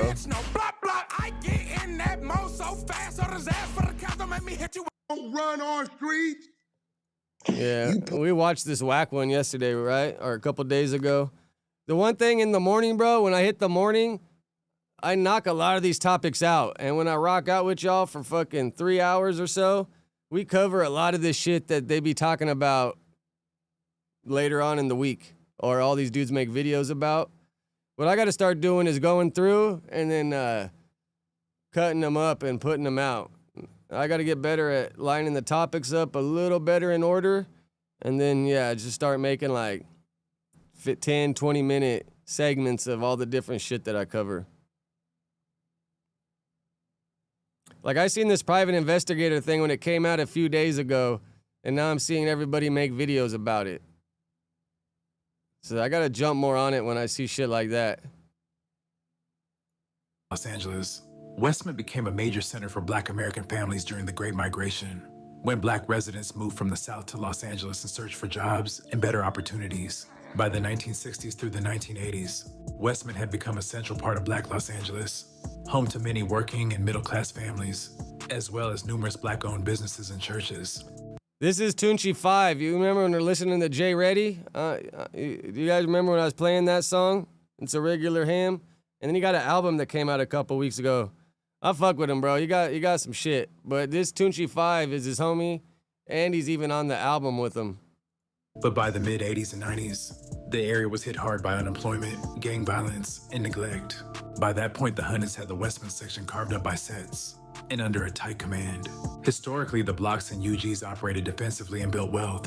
In the 2010s, they shifted strictly to offense, all while maintaining their financial strength. Pink Dolphin, remember when Pink Dolphin had an era? As a leader in this new era and became one of the set's most active members. It's not a secret. Yeah, this is his like good homie. It's alleged he preferred drive-bys instead of walk-downs, and allegedly shot a ton of enemies, as well as civilians that he mistook for rivals. From 2011 to 2013, this was closing in on the time their war against the Hoovers was heating back up, before it exploded in the mid-2010s. The UG Block's beef with the Hoovers isn't anything new. It dates back to 1979, when the UGs killed an OG from the Salos. Being positioned directly across the avenue from the UG Blocks played a major factor in the early conflicts that ignited the now 5-decade-long war with the Trollin Hunteds. Statistically, this rivalry ranks among the deadliest gang conflicts in Los Angeles County, with countless members from both sides killed in the ongoing cycle of violence. When the UG it's crazy. Remember we were looking at the LA gang map the other day? It's just like a Tetris pattern. War, they rampage. Like you cross this little street or this main street, and then it goes down here. And then I always wonder, like, there got to be schools that overlap in two different neighborhoods. So, I mean, elementary school is probably whatever, but then you got the parents dropping them off. And so do the Hoovers. The result has been a high-powered conflict. I think, like, the 50s are or something. Gangster Crips, Crip gangster, something, whatever. But the other ones, I think, are criminals, so they kind of stand alone. Undeniably the most active of the past 10. But then I'm wondering, like, I'm not really sure. I guess I'm going to have to ask my homie when he finally ever calls in. Because how it goes is, like, there'll be a neighborhood table probably, and then a gangsters table, and then I don't know if the Hoovers go with the gangsters or the neighborhoods. Probably not the neighborhoods. Or if they get, like, their own table, their own section. And I wonder where all the other hoods fall into. Because it's mainly the gangsters in the neighborhoods that a lot of people fall under or with, ally with, however you say it properly. In years, throughout numerous battles, Tune 5 remained front and center, earning every stripe and cementing his place among the upper tier level of gang members. His name started to ring bells. Yeah, that's what I was saying, like schools that intersect in different neighborhoods, and these fools got to go to school seeing each other. As a known shooter. But that's how they know each other, a lot of them, during his dreadhead era. Back then, the UG Blocks had quite a few members with dreads. They were jokingly called the Chicago niggas of Los Angeles. They ran with it for a minute, even calling one of their hangouts O-Block. It got so bad their main enemies, the Hoovers, began to hate the hairstyle and began pressing anyone seen in their turf with it. UG and all that other shit that gotta go on. You don't do dreadheads around in my set. Don't think that you group around here dreading around, nigga. Let the homies do you or nothing, nigga. I think I seen this video a long ass time ago. Get it together, nigga. Get it together, what's your name? It's crazy. You hear my dog's bark? He has like a hoarse bark. I don't know if he barked too much and he like losing his voice, or if something's wrong with him. Fuck, I don't know, man. He's acting normal.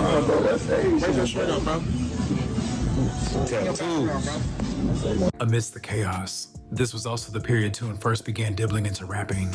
Initially, the city wasn't taking it serious due to how heavy his name was in the streets. I'm really in the field, I ain't taking no other route. I'm sliding through the hoochies, if I see him, I'm jumping out. And direct others at his say-so. And it's crazy. Like, this guy makes this, and then I wonder if he's gonna risk it all for that copyright. March 12th, 2015, Quincy, a member of the UGs. Yeah, dreads in LA isn't a super popular thing. I think a lot of the Grape Street dudes or the Jordan Downs guys, I think that's their area. I think a lot of them kind of have it, but for the most part, dreads ain't a super popular thing in LA. Braids, but not really dreads a whole lot. Was at his girlfriend's house near 105th Street in Normandy. This particular block is considered their headquarters. At one point, no, he used to have, well, not used to. Like last week, it was normal, and he has like a deep-ass bass bark, but he like barks with the dog over the fence, and yeah, he just had like, he sounds like quiet. Like kind of like when you're talking and then you lose your voice. That's kind of how he's sounding, but with his bark. And it, like in the morning, it'll kind of sound better, and then halfway through the day, when he's been barking, it'll fucking fade away again. But it's like you can't tell a dog to chill out. Like, hey, chill, don't do that. These fuckers are gonna do what they want, man. For the most part. Gang activity in the area grew so intense that the city made this portion of 105th Funny, look at this apartment building to reduce little drug dealing and pattern violence, they got made right here. identical to what they did on Blythe Street, which I covered in a previous video. While there, Quincy encountered Cleo and other UG members, Bill, Johnny, and Demetrius. A car arrived with additional UG members, which consisted of Toon and Babyhound. Toon told the group that they had just seen Cleveland Ross Jr. at a nearby AutoZone. Cleveland was from the Hoovers and was well known in the neighborhood. The AutoZone was approximately 5 to 10 minutes away, near the intersection of Century and Hoover Street, and was in Hoover territory. Cleo asked the group what they wanted to do, and they responded, "Let's go over there." Group got into three. I think Brick got his more from being out in Atlanta. Because he's had his for a long time, I think. Yeah, it's crazy because he'd be a pain in the ass barking at the dog next door. And then I kind of just realized one day, like, I haven't heard him barking. And I go outside, he's still barking at the dog next door, but now you can't hear him. I mean, it kind of like, if it doesn't cause him pain or he'll be all right, I guess I'm not really mad at it. But if he's having any problems, then yeah, you know, I'd rather have the bark than him having some issues. Cars to go to the AutoZone. They used the car method, a gang technique where the front and rear cars protected the middle car, which contained the gunman.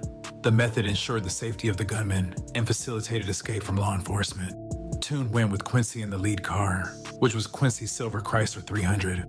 Johnny got into his BMW, and Demetrius followed in another gang member's borrowed burgundy Buick.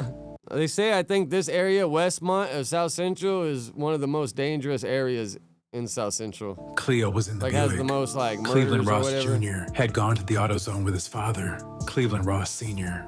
They needed to fix the battery on Jr.'s car and were parked near the front door. After arriving at the AutoZone, Quincy and Toon circled the parking lot a couple times. He saw. I wonder if it messes up this guy's voice when he makes it, because I don't think this is AI, right? Hasn't this guy been making these videos with this voice long before AIs became a thing?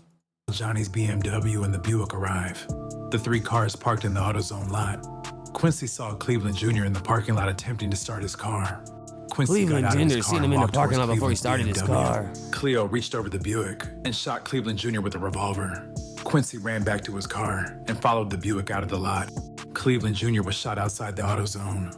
Ross Sr., who was still in the store when shots rang out, found Jr. on the ground next to his BMW. Oh, Mr. wow. Jones, Renegade who was Media aligned in is the quitting AutoZone, YouTube? Heard about 7 shots and looked up and saw the shooter. Jones described the shooter as a bald, brown-skinned Black American male. Jones recognized Cleo in court as the shooter, although he had previously been unable to identify Cleo from a photo lineup containing Cleo's picture. After the shooting, the 3 cars returned to the home of Quincy's girlfriend. Police obtained surveillance videos from a nearby business. A car wash video showed the 3 cars entering the AutoZone parking lot. Keith said he was This feels like knows really how to really drag something out. in the car with Baby Killer and other members when someone shot at the car. Keith asked Ray Vaughn to meet him at the hospital. I'm just Ray waiting. Vaughn They met with should Keith be and on other any Rolling Hunter second. members in the As soon hospital as they parking hop lot. on, Those I'm members gonna hop included off. Lil So Killshot, guess we'll Chris, just finish out with Maxwell, this. Hank, Toon, and Uzi. Platoon and Hank are regarded as the generals of their section. Most moves go through them first. Oh, wow. Hank told the group that just based on Baby Killer being shot, that they were going to have to go back to the enemy's territory and go kill something. The A-Trays claimed the area where Baby Killer was shot. The group caravaned to Steve's house in the Hunnids territory Young to Thug. discuss what had happened. What? Young Thug taken to jail after fight. And I will be recording. Ain't real Young Thug, right? Is this Atlanta?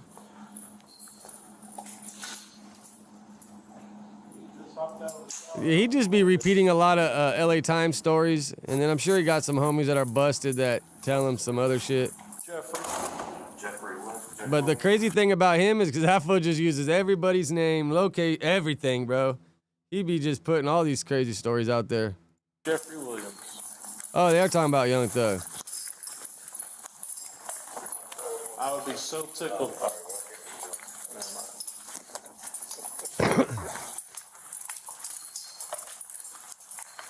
Let's speed this shit up. Your shirt on real quick. Sergeant Airwood. Damn, so is this how their jails look? So is it just a big ass day room and then you got 1, 2, 3, 4, 5, 6, 7, like 7 cells to a dorm? It's not that much. I'm going to take you to the medical wing, okay? So if you can get a shirt on real quick, Sergeant Airwood's going to take you to the medical wing, okay? They're going to check you out.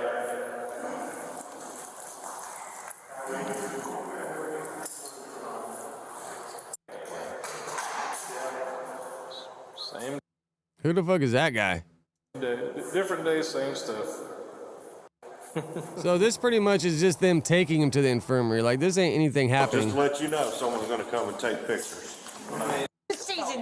What you need. All right, so this is inmate Jeffrey Williams from R3. What you need, what is it? Okay, I'm gonna order a. Yeah.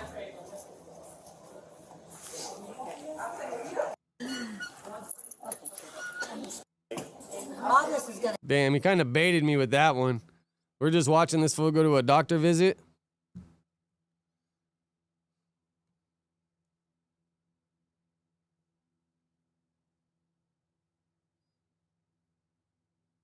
Oh, wow. Welcome back to Live Now from Fox. As we do have some breaking news we want to take you out to here right now. Fox News just putting this out on social media.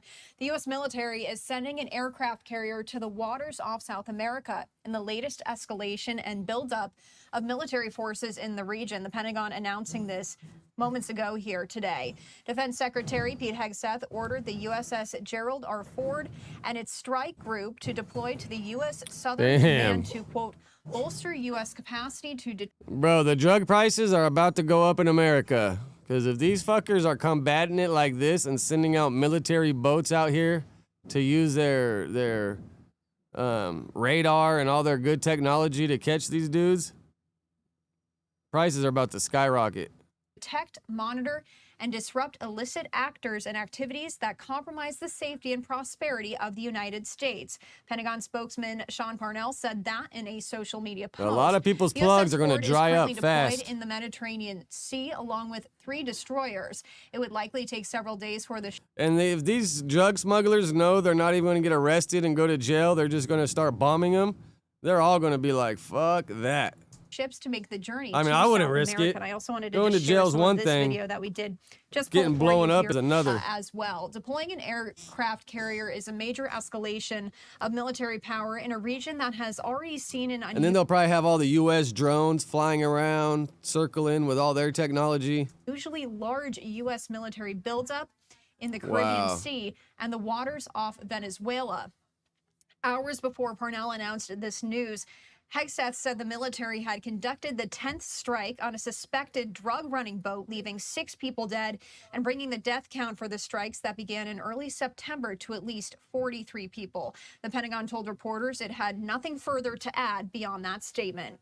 Hegseth said the vessel struck overnight and was operated by the Tren de Aragua gang. It was the second time the Trump administration has tied one of its I see operations Bo in to the comments gang that on the no originated jumper in a shit saying he's Venezuelan 10 minutes prison. late. The pace of the strikes has quickened in recent days, from 1 every few weeks when they first began to 3 this week, killing a total of at least 43 people since September. 2 of the most recent strikes were carried out in the eastern Pacific Ocean, expanding the area where the military has launched attacks and shifting to where much of the cocaine from the world's largest producers is smuggled.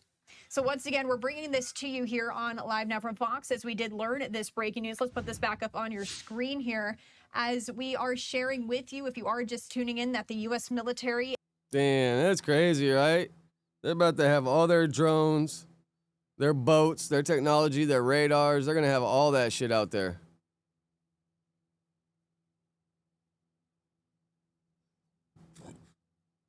Prices are going up.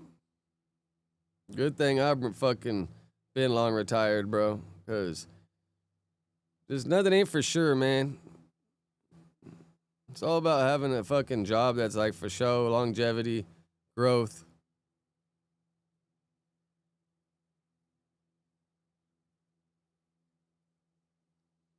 All right, what else we got here, dude? Just waiting for them to start. Is there anything else in the news that I should bring up while I wait for them to start and I get off? It's crazy. This dude B Braze, who's just still going, man.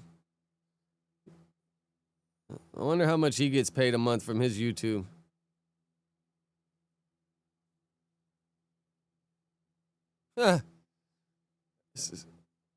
Hit twice in 1 week. Like, Jesus, bro. You can't even have a business anymore anywhere.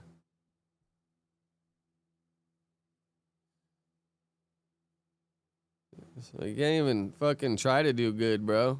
Fuckers are just gonna come destroy it at some point. And if you got insurance, then your insurance goes up.